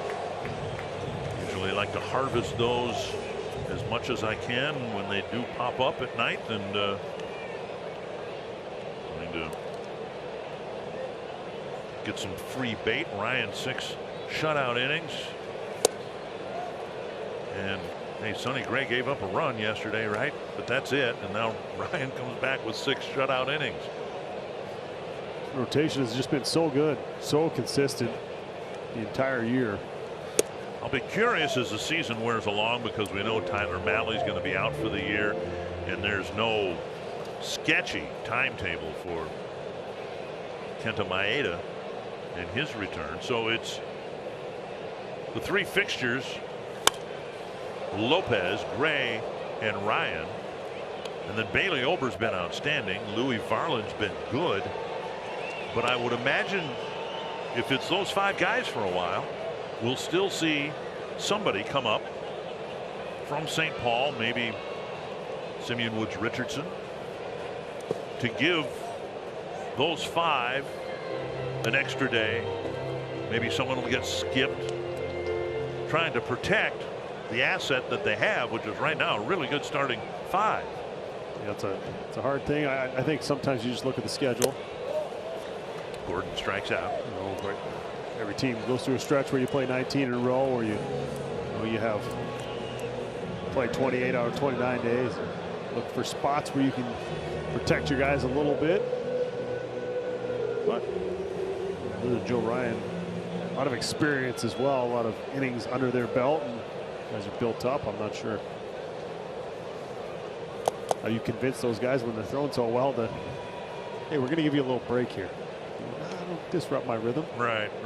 So, but I see your point. I mean, you're going to try and protect him as much as you can, because it has been so good.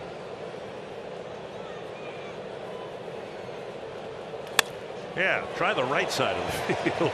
Farmers had 2 line drives caught on the pole side, so now just a sharp ground ball for a base hit here in the 6th. Also found the barrel a little bit more on this one, 103 off the bat. The other ones were in the low 90s. And he said, "You're right. There's nobody standing there."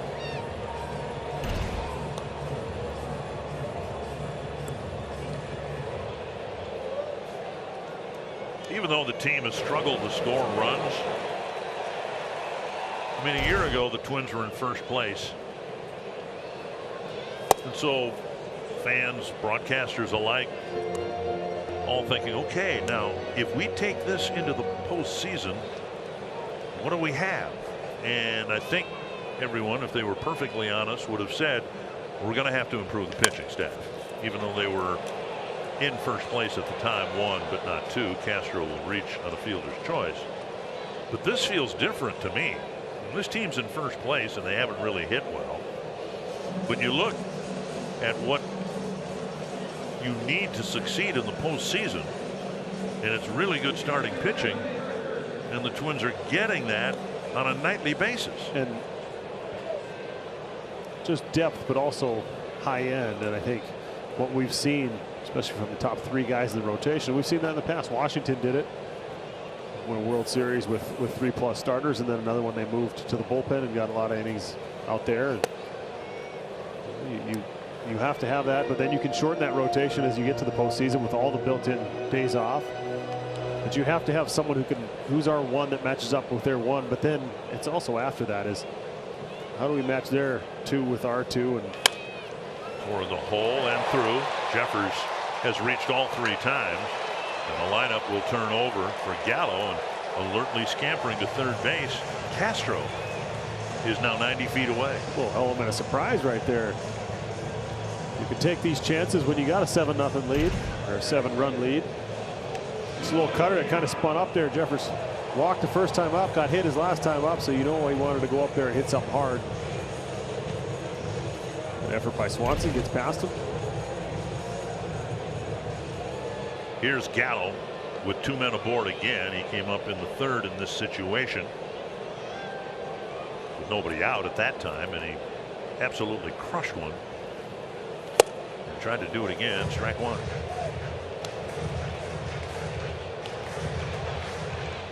One strike.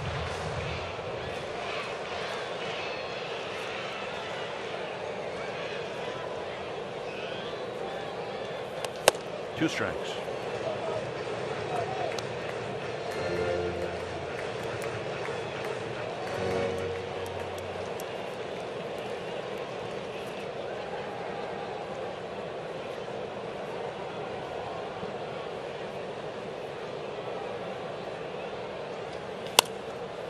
Popped up, it'll reach the seats.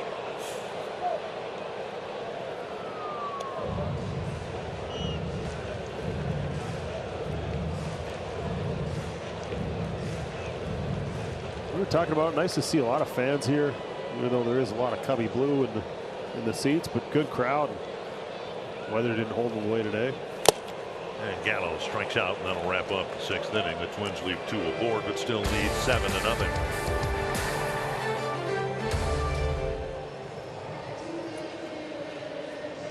Late with that one. Shutout innings, and there were some times before the lead mushroomed. Cubs had some chances, a leadoff double, and a couple of base hits starting the next inning, and here's how he got them out today. Well, much like we're typical Joe Ryan fashion right there. 4-seam fastballs up, splitter sweepers down, and just did a nice job of going out there and making pitch every time he needed to, it seemed like. Didn't give up really much hard contact at all. A couple of fly balls, but typically his outs are through the air. And just sets you up, give you a chance, and didn't put any pressure on the offense. Even though there was trouble, the boys came out swinging the bats, hit some balls in the seats. And just another tremendous starting pitcher performance. Giovanni Moran threw strikes last night and threw only 9 pitches and got 2/3 of an inning to finish the 6th inning that Sonny Gray started.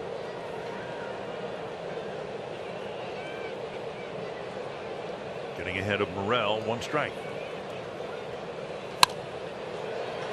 Sharp liner to left and a base hit. And that'll bring up Mervis. Moran, the only lefty in the Twins' pen, and I asked today whether things were on track for Caleb Thielbar to return in a little more than a week when his 15 days are up, and was told they don't have any timetables for the return of players that far out.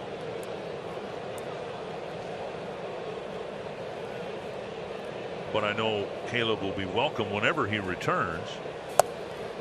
Got so many left-handed batters like the Padres have. You got 4 lefties and a switch hitter in today's Chicago lineup. It's nice to have another option, especially one as reliable as Caleb has been against lefties. Yeah, you get down here, you got lefties up. Doesn't look like they're going to pitch hit for him. It's always tough with Moran, though, with the best secondary pitch being that changeup. Missing inside 2-1. Griffin Jackson's numbers are great off a lefty. Jorge Lopez's numbers are great versus lefties.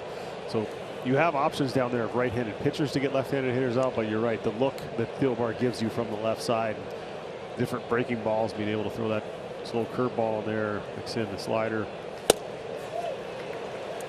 But that also means it's going to be opportunity for Giovanni, and he's going to get some of those matchups that Caleb was getting, because you can't depend on night after night of Griffin Jacks having to come in, or you have to get contributions from everyone. 2-2 and a strikeout. A left on left changeup. And that's that changeup. He can throw it to lefties. I'm not saying that it's only effective against right-handed hitters, but just got to get yourself in the right spot, speed him up a little bit, and then pull the string on him. There's Hosmer, another left-handed batter.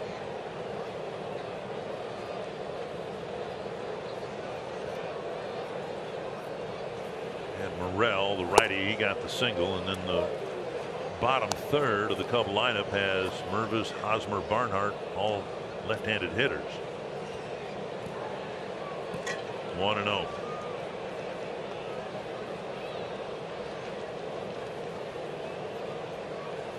So I like to look at it this way. You know, you in a good year you win 90. We'll call it 90 ball games. And a durable reliever will give you somewhere in the 60 appearance range, right? Somebody's got to get the outs in those other 30 wins. Now, some of them are going to be blowouts, and some of them the starters are going to pitch deep, and you're going to use maybe 1 or 2 relievers. But for the most part, you got to find a way, and guys are going to go on the injured list. You're going to be missing pieces, and no team's really going to have 5 relievers down there give you 60+ appearances. That very rarely ever happens. So you're going to have guys step into roles and grow into roles that maybe they weren't expected to pitch in the beginning of the year. Strike called, 2-2. We've seen 93 there, the pitch before 94. He's not a big man, 6'1", 199. But if he can just stay in the strike zone, certainly be a big asset to this Twins pen. Flipped foul, out of play. Slider right there. It's just, you need to have finds, obviously. I think Brock Stewart's been a great find, if you want to call him that. And looks like he's got a plus arm down there at the end of the bullpen, a guy who you can trust. And that was kind of what Rocco was saying, you know, the long reliever spot. And do you need someone when the starters are pitching so deep? He said, well, you only have so many guys that you trust to bring in with a lead, that you can pitch for 1 inning and know that they're going to go out there, high pressure situation, middle of the order. You know, how many of those guys do you have on your big league roster, let alone being able to call up for the minor leagues? And I think you end up finding out what you're made of sometimes out of necessity of whether you're the only lefty down there in the pen or different situations. Missing inside now, 3-2 with Barnhart on deck. And if you're Moran, you're just going, okay, my job is to get through the 7th inning here. With all the left-handed batters, I just need, hopefully not walk anybody, just get through the 7th and keep this 7-0. And then he walks Hosmer, and now there are runners at first and second with 1 down. Friday home games, you can enjoy the all-you-can-eat package, which includes a grandstand ticket and unlimited access to ballpark favorites. You can visit twins.com/AYCE. Glenn Perkins here along with Justin Morneau. Dick Bremer with the Twins in front 7-0. And Barnhart 1 for 2 on the afternoon. It's pretty soon going to become an evening.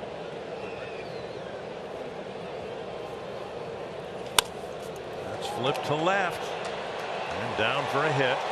I'm going to send the runner. Here's the throw from Castro, and the Cubs are on the board. It's 7-1, and Moran has faced now 4 men and retired just 1.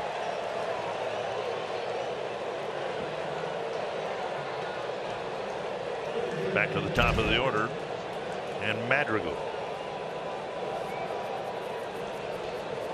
We saw this in last night's ball game, their approach, trying to use the entire field, flipping the ball the other way. Left on left. Barnhart goes out there and does exactly what they had success with last night. Good throw, maybe a little aggressive send, but Morel's got above average speed. He's able to get around the bases in a hurry.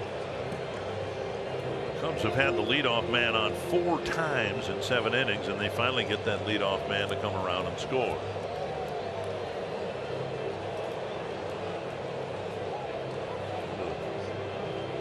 Buying some time here for Emilio Pagan to start to get loose. And we'll get a quick message from the Mall of America.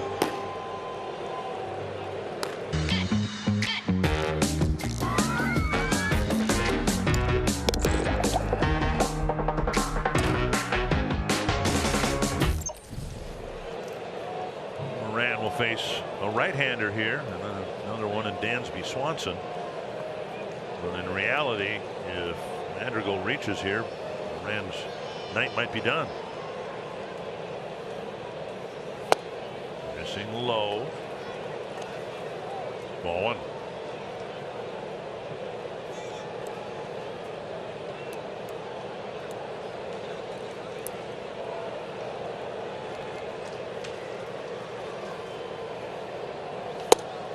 There's a strike.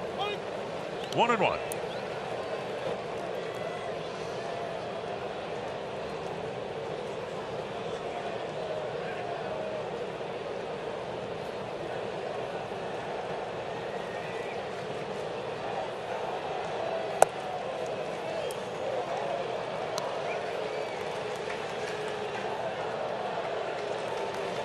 Two and 1. Need to get it out here. You don't want to perk up the Cub bench or the crowd for that matter. 2-2. Plenty of Cub fans here. And the Twins have just kind of had things under control up to this point. No harm in giving up a run, but you don't want a crooked number up there. This is interesting, you know, the numbers play into where you play, and with the Madrigal up there, a guy who goes to the opposite field, Correa playing straight up shortstop. He pulled the ball through. You got a changeup guy on the mound. Oh, let's see, that's his approach. Fastball middle to the opposite field. So Correa is shaded almost. Well, we've seen him play some left-handed hitters. Kind of watching him. So that pitch comm, he doesn't have to worry about what sequence they're using. He knows what they're doing. So as he's coming in to take the pitch, he's taking a little shuffle to his right as he hears changeup. So he's anticipating maybe to pulling a ball through the hole. Got a swing and a miss for strike 3. I was stunned to see the Twins with a 6-run lead, and Nick Gordon in center playing so shallow. They were almost playing 3 across with Madrigal up there. Moran gets the strikeout, and now Dansby Swanson, and Gordon will play a little deeper in center field. Play a little, and you see Correa now swing over where you see him play most right-handed hitters. They got him to pull alignment for a righty. Strike is called. But for a guy whose best pitch is his changeup, a lot of right-handed hitters, if they're going to get there, they're going to get out front. If they're looking fastball, it's going to be. And Emil Jimenez hearing it from somebody in the Cub dugout. We'll just say it's David Ross, because it probably is. And now a pitch clock violation has been called, I believe. Don't understand how that's possible. If the umpire's in the middle of arguing with the dugout, how the. Maybe it was just a timeout. I think maybe a reset of the clock.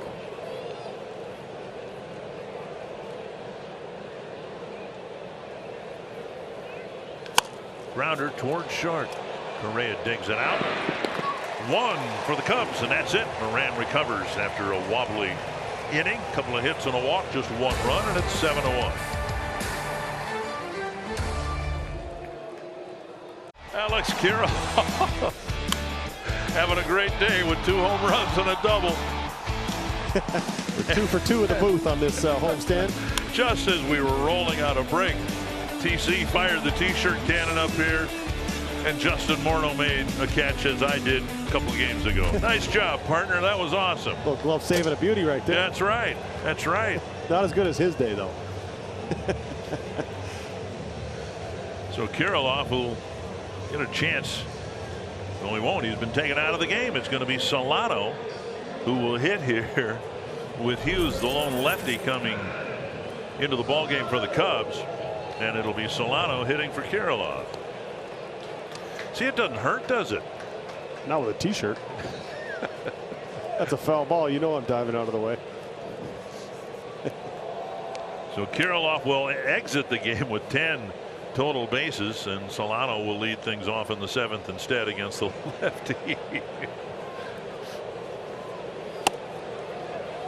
Now, if you'd have said at the start of this homestand, what are the chances that TC would A, fire 2 t-shirts into this booth, be accurate enough with that thing? I mean, it's not like he's got a scope on it, right? He just kind of points it at the booth that he'd be able to get 2 of them in here. And I would catch one and you would catch another. Like I think I've been doing this for what, 5 years now? Every time I work and he gets to the end of the dugout, he looks up here. I flag him down. He tries to shoot it up here. There's a drive hit well to left field. But there for the catch is half, one away. Right. And that'll bring up Correa.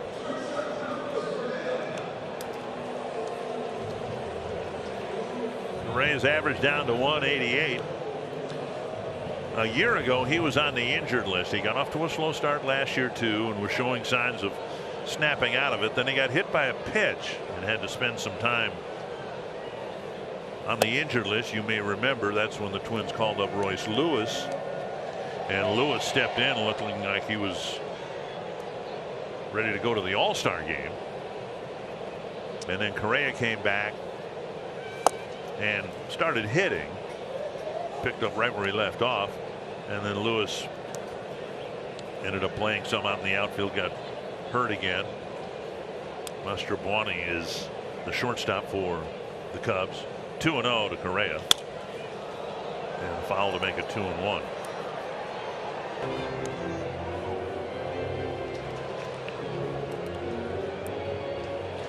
Yeah, Lewis getting back into action, playing Double-A. Some at bats. Good to see him back on the field.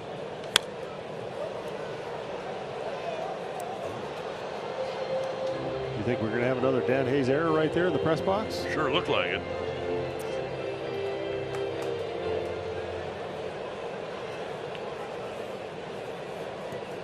Two and 2 to Correa.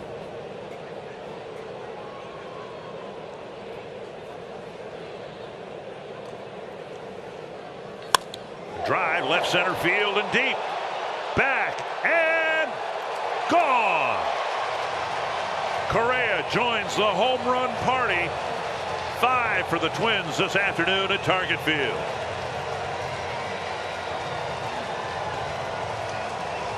He's been finding the barrel a little bit more often. He's been doing a little more damage on the pull side with some extra base hits, turning on some balls. It's got to be a good feeling for him to see this settle into a Cubs fan's hat out there with a nice play at the end of her. Nice catch at the end of this play. If you're wriggling, you don't throw this back, you're getting booed out of the stadium. But there it is. A tap catch for Correa, his 6th of the year. 19 runs batted in. And now Polanco hitting as a right-handed batter. I said it's so hard, but he's been around long enough. It's so hard to not get caught up in chasing the numbers and trying to turn your season around and just focus at bat to at bat.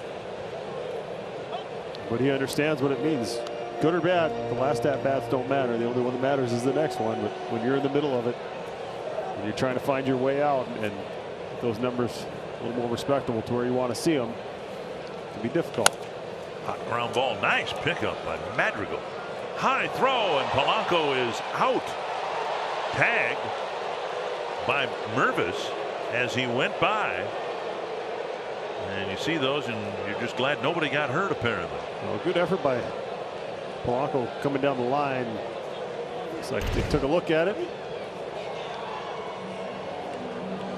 But they're not going to challenge it. Nice athleticism on the end by Mervis. A jump tag right there, and you got to spin, you got to give, so you don't get that arm locked out and end up with an injury. And it'll be another pinch hitter coming up at Taylor. Hitting for Larnach, who went 1 for 3 in his return to the lineup. means Taylor will probably go into center field and shift Gordon over.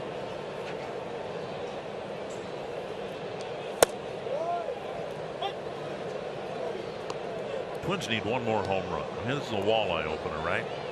The limit for walleyes is 6. I like it. And I say that because I read the regulations. I don't want to give you or our viewers the idea that I regularly catch 6 walleyes. 6 walleyes, but that is the limit. 1-1. 1-2.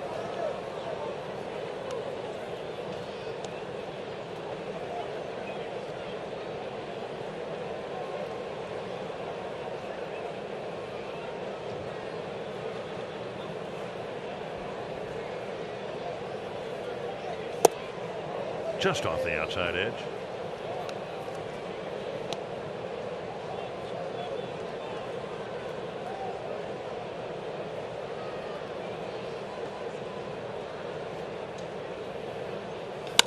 High fly center field.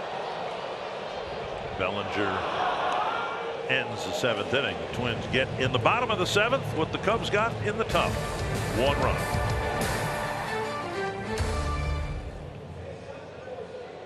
Walleye, sauger, and northern pike. Minnesota proudly boasts thousands of fishing lakes plus 3,800 miles of trout streams and 16,000 miles of fishable streams and rivers. So start planning your next fishing adventure at exploreminnesota.com.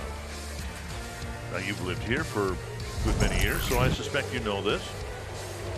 Twins have taken the fishing pole out 5 times with the best. I expect that you know this, that a sauger is basically the first cousin to a walleye. I do now. Okay. If you ever see, if someone says, hey, why don't you come over, we're going to have a sauger fry, take them up on it because they're wonderful to eat. All right. Here's Cole Sands, was called up today. Derek Rodriguez was sent down. Ian Happ will lead things off. I don't know how perceptible it is, and we'll watch him pitch for a while, but as I walked in this morning with Cole and asked the usual play-by-play guy's question, what did you work on in St. Paul, he said he's trying to elevate his arm slot.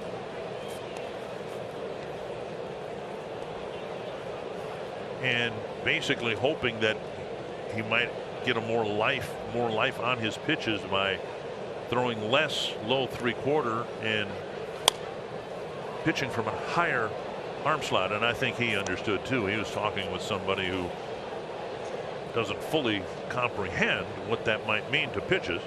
And so we have Glenn Perkins here. And so as thankfully. So what's the idea, Glenn, between elevating your arm slot in the hopes of getting more life on your pitches? Well, I think this is actually a good conversation. Justin and I talked about it early. He was asking me about kind of spin efficiency in that. So getting a little bit more behind the ball as opposed to on the side of it. He's probably going to look to get a little bit more of that vertical break, that carry on his fastball. He's a guy that has good carry, even though the ball sinks a little bit. But I would think just trying to get behind it a little bit, get a little bit more of that spin, working toward having that ball travel toward home plate at a better rate would be, I think, what he was getting at, trying to get that arm up a little bit more. It's going to be almost imperceptible on TV, and really, unless you have the data and you're hooked up, whether it's on the field or in the bullpen, you're not really going to know. Gordon's in left, chasing it, and has no play. So how difficult of an adjustment is that to make then in the middle of a season where you're trying to adjust your release point, still have a good feel, and then at the same time get the results you want to get yourself back up to the big leagues? Well, that's the battle, right? And I think if the Twins, and I'm assuming that they gave him a plan when he went down of what they wanted him to do to try to work on that. It's not something that you can do overnight. I would imagine it's going to be a season-long process. And yeah, it can be even more difficult when you're either down there trying to work on it and put up numbers to get back here, or when you're up here and trying to stay. Ideally, those things don't happen during the season, but good athletes, good pitchers, I think, can make that adjustment, throughout the season. And so, like I said, it's just a matter of continuing to go out there, continuing to work on it, whether that's playing catch in the outfield or throwing in the bullpen, or now when he's out here on the mound. Full count to Happ, first man he's facing here in the 8th inning. Well, did you ever try to do that? I never tried to change an arm angle. I never had to do that. The one thing that I did over the All-Star break, I think it would have been 2009 over the All-Star break, I started throwing a slider. I went in and they had said before the break, hey, you need to throw a slider instead of a curveball. It's got too much of a hump in it. I went in during the break, threw one bullpen to Nate Damon at the time, and then made the first start out of the All-Star break against the Rangers throwing a slider. So that was definitely just kick off the training wheels and go. It took me a long time to get the hang of that. I think this is probably an easier adjustment than throwing a whole new pitch, though. 1-0. Ooh, rolling on a foul. So for me, anytime you're thinking about mechanics when you're trying to hit, it's very difficult to hit. If you're thinking about where your hands are, what your foot's doing, if you make some adjustment, is it as difficult, do you think, for a pitcher? Okay, I'm trying to get on top here. You're in control. You're not reactive. You're the one, in control of the situation. Popped up left side.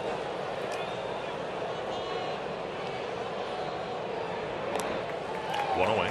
I think anytime you're trying to make adjustments, and so for you it would be, hey, I'm going to work on this in the batting cage. When I go out to the game, yeah, maybe you can think about it a little bit, but really you just have to let your natural athletic ability take over. I think it's the same thing for a pitcher.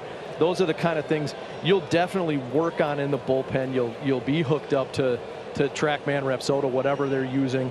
And then in the game, you got to just pitch, maybe look at the numbers after and see if they're at where you want them to be. And if not, continue to try to refine off the game mound. But you just have to be able to go out there and pitch. You have to be able to just go out there and hit. The more you're thinking about, the less success you're going to have, whether it's on the mound or in the batter's box. 2-0. And that's where I think, Glenn, the technology that is available now for players, in this case a pitcher, would really come in handy, because in the case of Cole Sands, he wants to change one thing out of a series of things that are part of his pitching mechanics, and it would be hard, I would think, to just change the one thing and keep everything else the same. Yeah, and I mean, the benefit of having the data and the analytic stuff that they have down in the bullpen, the feedback that they can get, is you can make adjustments a lot faster. It's just a matter of taking that out on the field and the muscle memory and the feel that you want to have, being able to translate that from the bullpen onto the game mound. A 3-0 strike. Well, it's funny. I know obviously it's different at this level, but kids, I think people get caught up, especially Little League and everywhere else, in results. And to me, the game is just a test to see what you've learned in practice. And for him, it's okay. I've worked on this stuff in the bullpen, and if he's thinking about it while he's trying to hold a runner, and he's trying to pitch to the scouting report, and he's trying to listen to the pitch count, and he's trying to do all these things, and all of a sudden, if he's thinking about where his hand's at when he's releasing the ball, it's very hard to just kind of let it flow. And I think you're right. You have to try and put it out of your mind, but at the same time, if they're saying this is what you need to do to be successful, it takes a tremendous amount of focus and concentration to block that out while you're on the mound, of saying, I wasn't doing this well enough.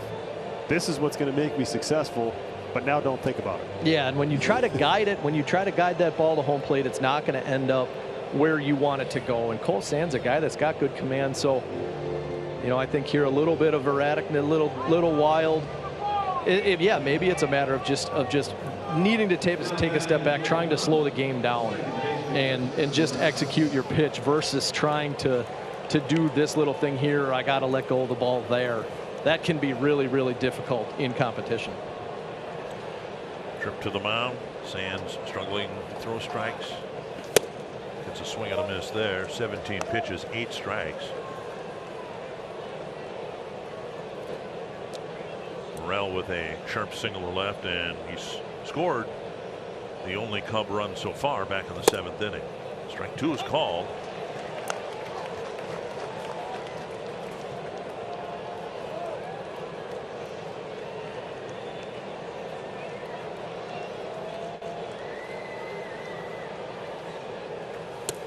Breaking ball locked him up, and on 3 pitches he gets out number 2. A good meeting right there. Nice little bounce back. Oh, that's a sharp bite to it.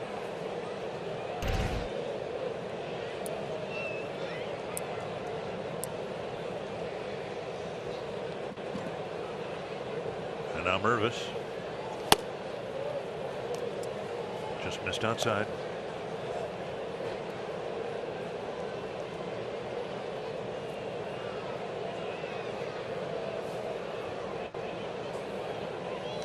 Foul back 1-1.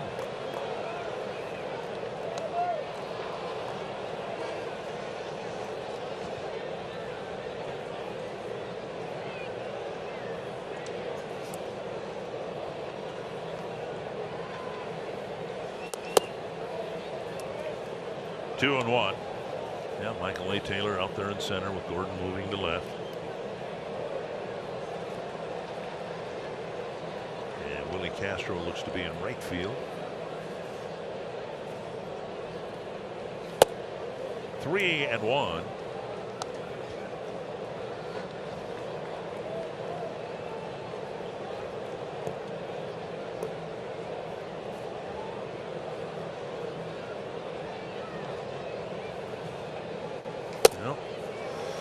Walk, third of the inning. The bases now are loaded, and a little tension in the dugout. The Twins are kind of in the 8th inning where they were in the 7th when Moran had a tough time throwing strikes. Ended up getting the 3 outs with just the 1 run allowed. Hosmer, veteran who in his career has shown some pop, is up now with a chance to get the Cubs right back into the game with 1 swing.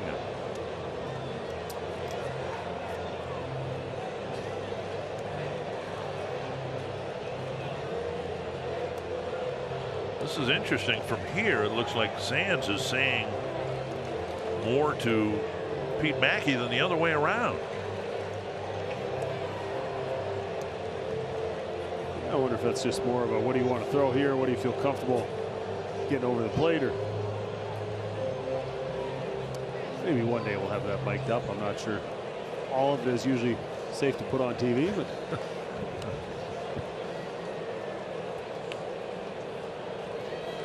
Hosmer 0 for 2 with a walk.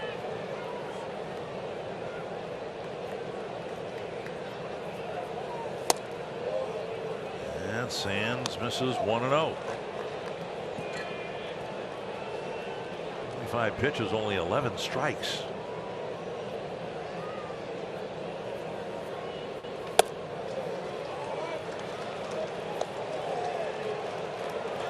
See, Hosmer's been around long enough now. He knows that how much he's struggling.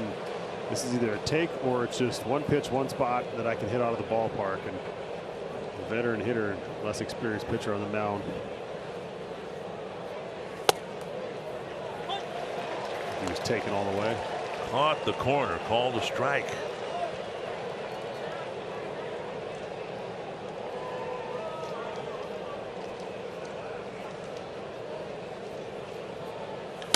Deep to right with some hook, and it's 2-2.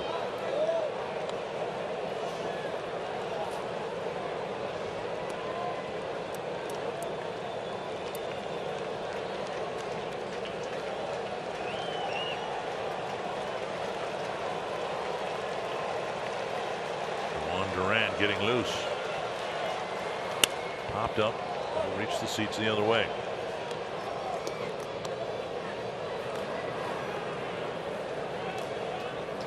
Just starting to get limber.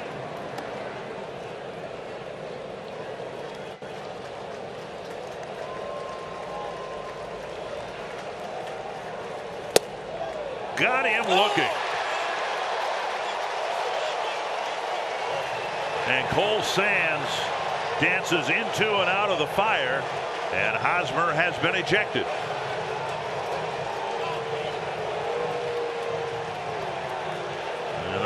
Sure, David Ross won't be right behind him.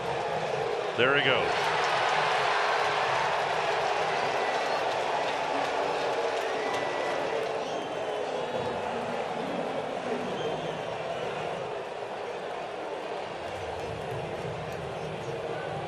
Off the field.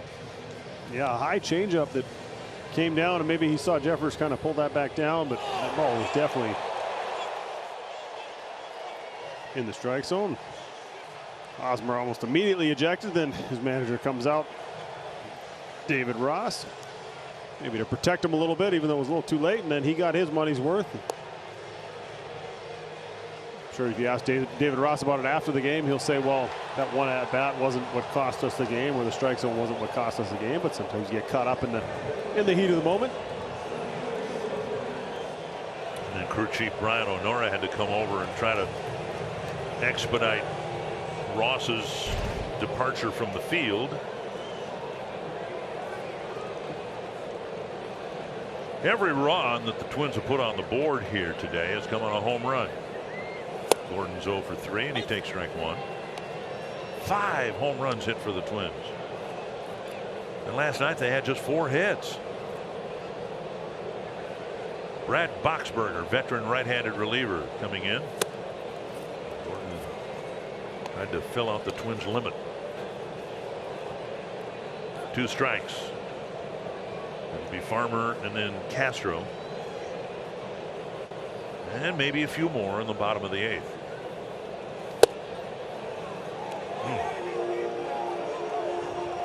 And more chirping from the Cub dugout.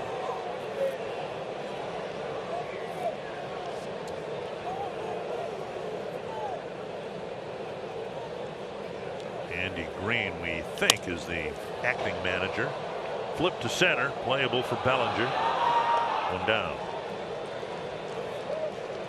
This Copyright telecast is presented by authority of the Minnesota Twins and may not be reproduced or retransmitted in any form, and the accounts and descriptions of this game may not be disseminated without the express written consent of Minnesota Twins, LLC. And we had an off day yesterday because it was on another network. And I know when you played, if you had a bad game, you couldn't wait to get back out there again the next day. Redeemer on the disclaimer. Frankly, on Thursday, it was not a good read or recitation of the disclaimer, and had to feel good to get that out of your system. You know, I would love to just tape that thing once. And you know what we used to do back in the day, and this is a long time ago, this is like 40 years ago, we had the players read the disclaimer. I'm all in for that. And well, Farmer has other things on his mind right now. With 2 strikes, he's taking a timeout, but we recorded them. And then, you know, randomly, we had Herbeck do it, Gaetti do it, Viola. Houston Jimenez did it, and he did it in Spanish. But so few people were watching back then, I don't think anyone noticed.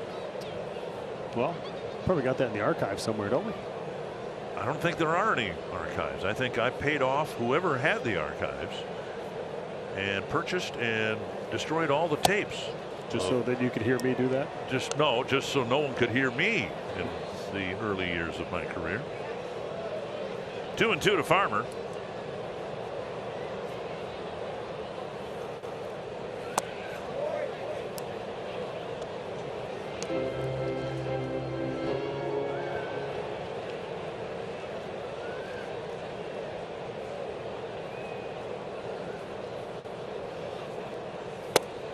A walk to Farmer, and since I brought it up, let me publicly offer my congratulations to my first broadcast partner back in 1983. He's the radio voice and has been for 27 years for the Chicago Cubs, Pat Hughes. Pat and I broke in. He's sitting in the lower left there, working with former Twin broadcaster Ron Coomer. And Pat Hughes is going to be given the Ford Frick Award winner award in Cooperstown this summer. He spent 1 year with the Twins, 1983, and then 12 years working alongside Bob Uecker with the Brewers, and this is his 27th year with the Cubs. So well-deserved honor for a guy who shared the booth with me way back in 1983. Congratulations to him. Quite an honor. Take part in the festivities out there. 1-1. And Castro swings through strike 2. Begin with Scott Rowland, correct? As the player, right? Yep. Right. And Fred McGriff also going in this summer. Yeah, crime dog with the helicopter. Is that where you got it from? The follow through? I mean, I imitated all the old Blue Jays back in the day in my backyard. Inside now 2-2. I guess I'd never thought about that. That maybe your follow through, which was unique, was very similar to Fred McGriff's. Good to see him get in. Yeah, mine was out of necessity. I had a bad elbow, needed surgery, just couldn't straighten my arm. There's a all third strike, and Castro is out number 2. And that'll bring up Jeffers.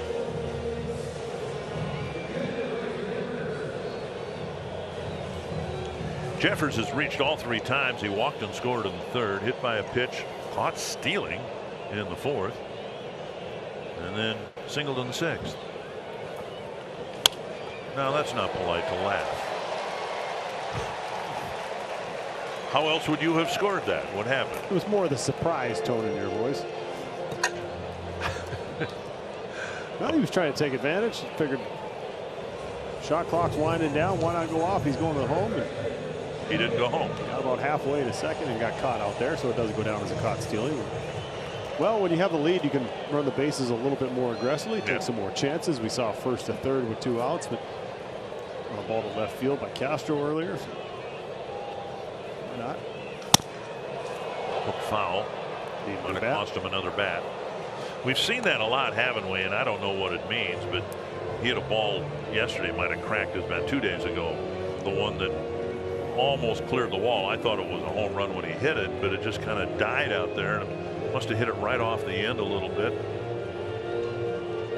But he barreled the one in the 3rd inning, a 3-run home run that broke the game open.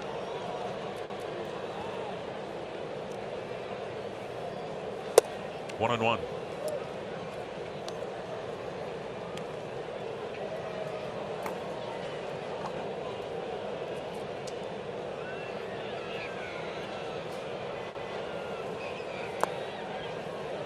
You wonder if it's the swing adjustments he's made or changing bats, but going, he kind of spread out his lower half a little bit, got him into his legs a little more. Maybe now he's got a little more time and is a little quicker rotating.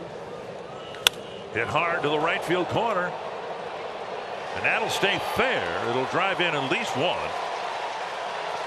And Gallo has another extra base hit with a double into the right field corner. The Twins now lead 9-1. Well, a good sign. Top 3 spots in the batting order, especially the top 2. 5 extra base hits. Joey Gallo looked like he's breaking out of it a little bit, but it was a nice job. Head down at contact, and he's thinking 2 out of the box immediately. And this ball kicks back a little bit. If he throws it to second, you might send Jeffers home.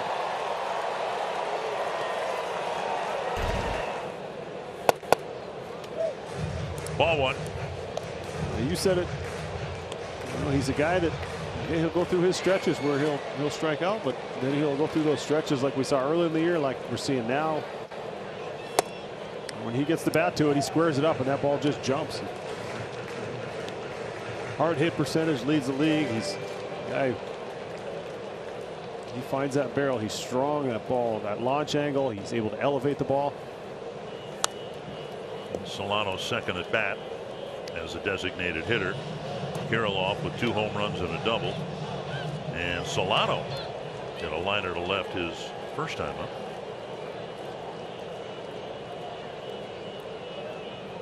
Two and one. 2-2.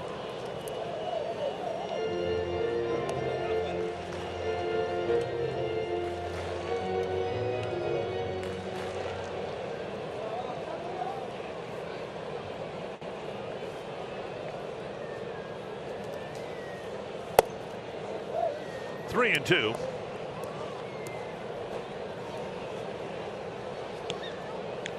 Twins offense pretty much stuck in neutral in the month of May, but a good game here with 9 runs on the board, a dozen hits, 5 home runs,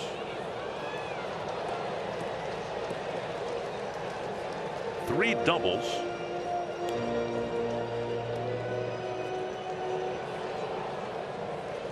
But it all, to me, goes back to the starting pitching. They give you a chance to relax and go up there and have good at-bats. Well, Clearly, you know better than I, but if Ryan doesn't pitch around the leadoff double in the second, third inning starts with a pair of hits. If they both come around and score, I would imagine, I think all of us can imagine, it's a little bit harder to relax up there when you're behind 3-1. Yeah, when you've been losing a lot of close games, when you've been having trouble scoring runs, you score 2, and when you're losing games 3-2, you're finding you're not having success with runners in scoring position. You're squeezing the bat a little tight, you're putting pressure on, and all of a sudden you play with the lead. It's just a different feeling. You don't feel like you're forcing the action. You don't have to get back in it. You kind of let the game come to you a little bit more, and you've done a good job of that today. But like I said, it's the starting pitching game after game that's given them an opportunity to find a way to relax and go up there and just put together good at bats and just wait for the bats of the big boys to come alive. And we saw Correa go deep in this game earlier. Opportunity with runners in scoring position for him. Let me clean up a little old business, by the way. Solano has walked, hitting for Kirilloff, who had 10 total bases. 1 strike to Correa. The Twins record for total bases in one game, Twins fans will remember the game. Kirby Puckett with 14 that magical weekend in Milwaukee when he went 10 for 11 and 6 for 6 on a Sunday afternoon, including a couple of home runs.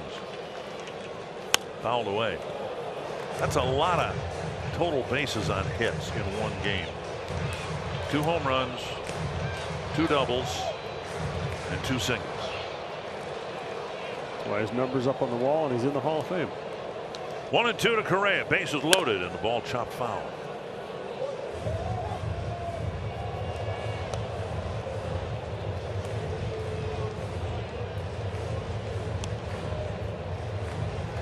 Now you've been saying, and I've heard others say it too,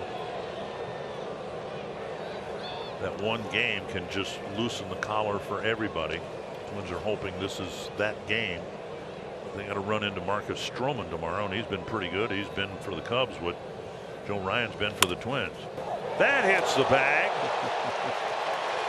1 run will score, another one trying to score, and the ball is overthrown. And everybody will move up, but Correa will get a single, driving in 2 more. And on a day when they don't need some good luck, they just got some. He'll take every one. And he'll tell you there's about 20 more of those before it evens out. But I said again, on the pull side, just getting the barrel to it. I think Gallo maybe thought this ball got to the outfield, just kept going. A good throw maybe has him, but I don't know that Madrigal was going to be able to flag that down anyway. An error charged on the play. A little throwing error. Error on the catcher. Or on Swanson. Or the throw. Good. Yeah, I'd hate to have. So it would be 2 RBIs on the play. Still 2 RBIs. And the extra bases to third and to second because of the error. So 3 on the board here in the 8th inning that the Twins surely hope they won't need. And a familiar name and face out there in the bullpen is going to come in next. Michael Fulmer. The Twins separating themselves from the Cubs even further in the 8th.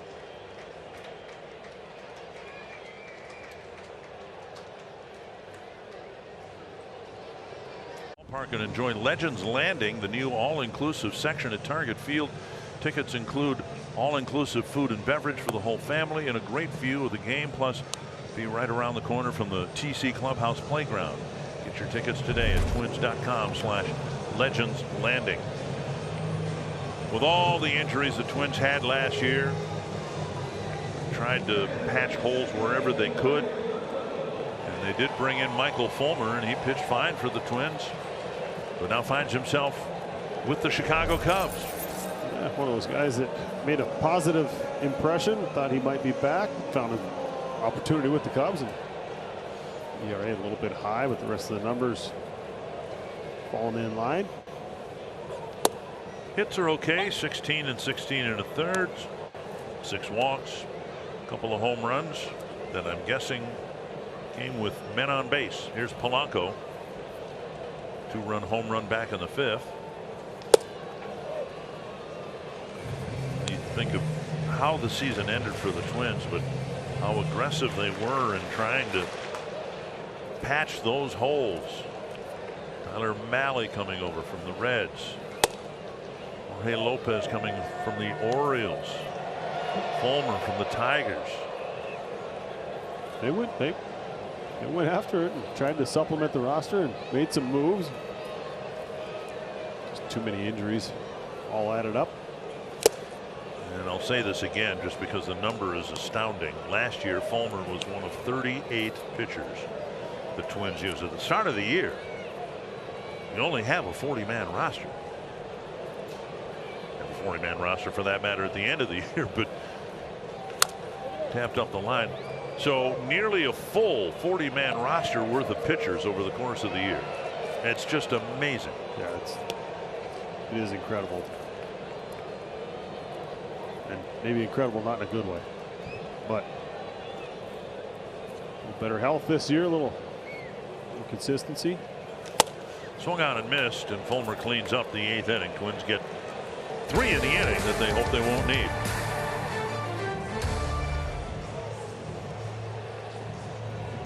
Good. Solo home run to left field. Joey Gallo, he hit a 3-run homer. Alex Kirilloff went back to back. That made it 5-0. Jorge Polanco went to right. That was 7-0. Nice catch off of Alex Kirilloff. Carlos Correa's home run, all in support of Joe Ryan, who was fantastic today. 6 shutout innings for him. 10 strikeouts. He joins Spencer Strider, Kevin Gausman, and Zach Gallen as guys that have 3 10-strikeout games this year. A couple guys we talked about early in the game with those fastball whiffs. And it's 11-1 as we head to the 9th, guys.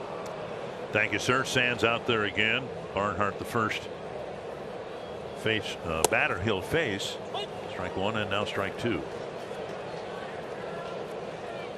I will try over the course of this half inning as rapidly as I can to give you just the last names of the 38 pitchers the Twins had pitched for them last year, and granted a couple of them are position players. Okay, see how many of these names you remember. Alcala, Archer, Bundy, Cano, Cotton, Coulomb, Davis, Duffy, Duran, Fulmer, Gonzalez, Gordon, Gray, Hamilton, Enriquez, Jax, Lopez, Mahle, McGill, Minaya, Moran, Ober, Paddock, Pagan, Palacios, Rodriguez, Romero, Ryan, Sanchez, Sands, Smeltzer, Smith, Stashak, Thielbar, Thornburg, Varland, Winder, Woods Richardson. Can you do that again? I missed one. Isn't that incredible? Yeah, that'll sum up kind of how the year ended. It was a battle, and first place a lot of the year, but I don't know if there's any team that can sustain or deal with that many injuries or replacements being needed. And there's a walk starting the 9th inning. 4th walk issued by Sand. And I don't want to insult the player, so I won't say which ones, but there are a couple of them that I just read, and I honestly do not remember them pitching last year. It was a rough year.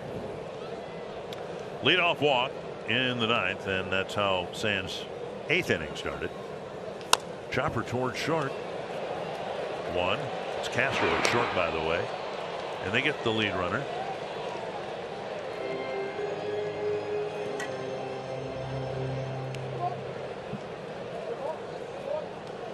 So 1 down, 1 on.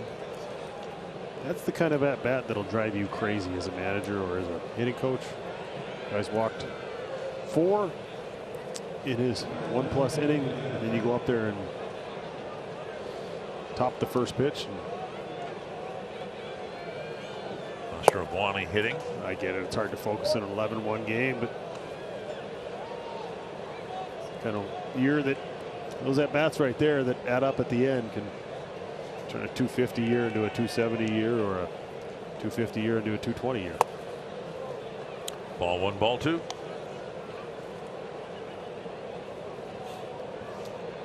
So the Twins are lined up.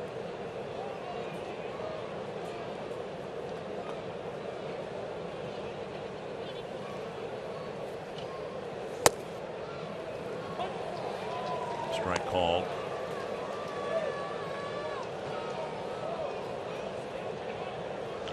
It's been an interesting afternoon for Emil Jimenez. Caught a lot of heat from the Cub dugout. That pitch looked like it was up and or away.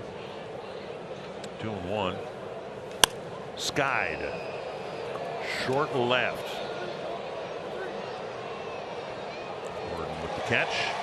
And that's out number 2.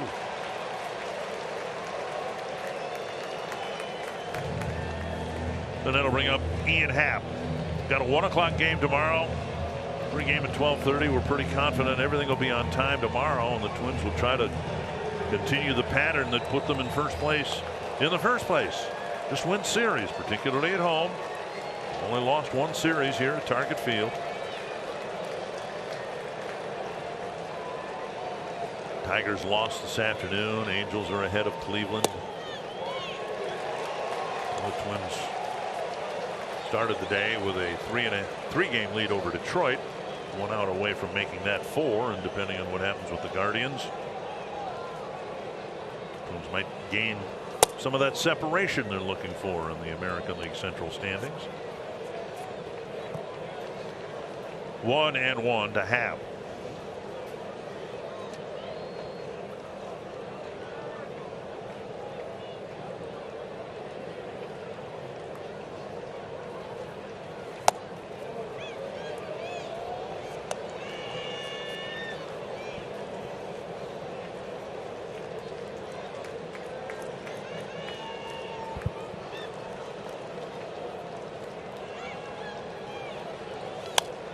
And now 2-2.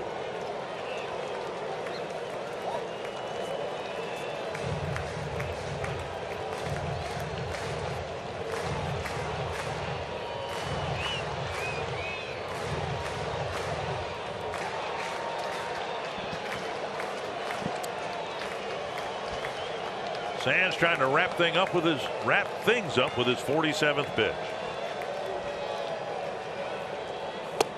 Breaking ball down and in.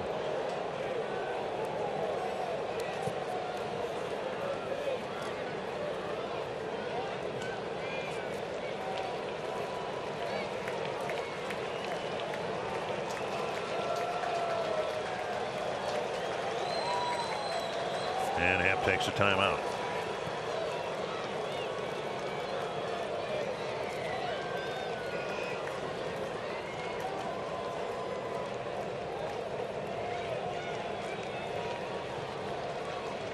Runner goes, no one cares, and it's a walk.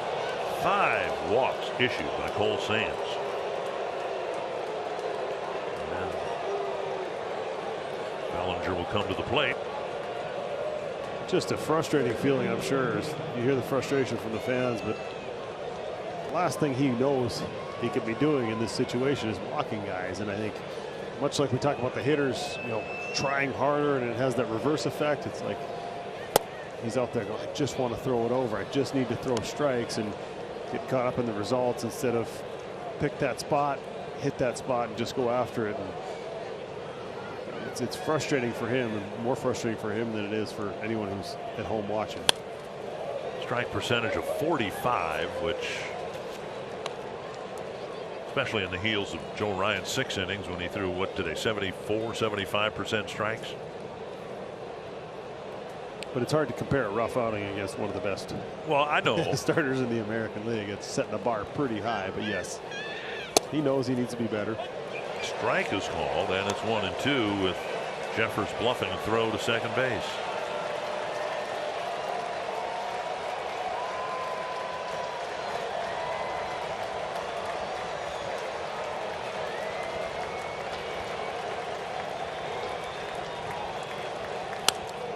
It'll reach the seats.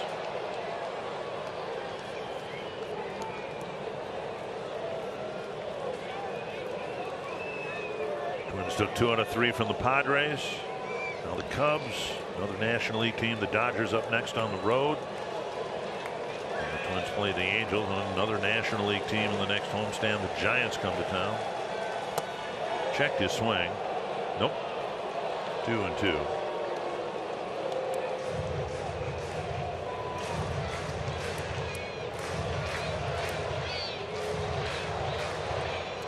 Twins fans hoping that this is the last pitch of what has been a good game. 3-2.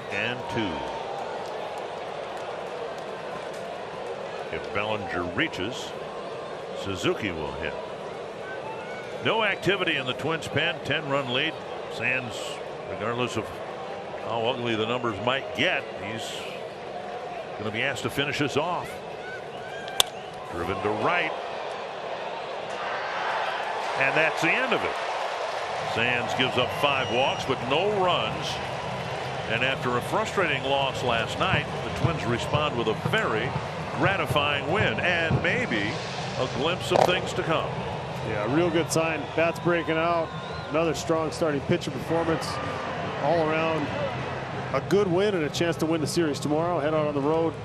Tough road trip to face some good teams. Feeling good. A lot to cover on the Twins Live postgame show coming up next.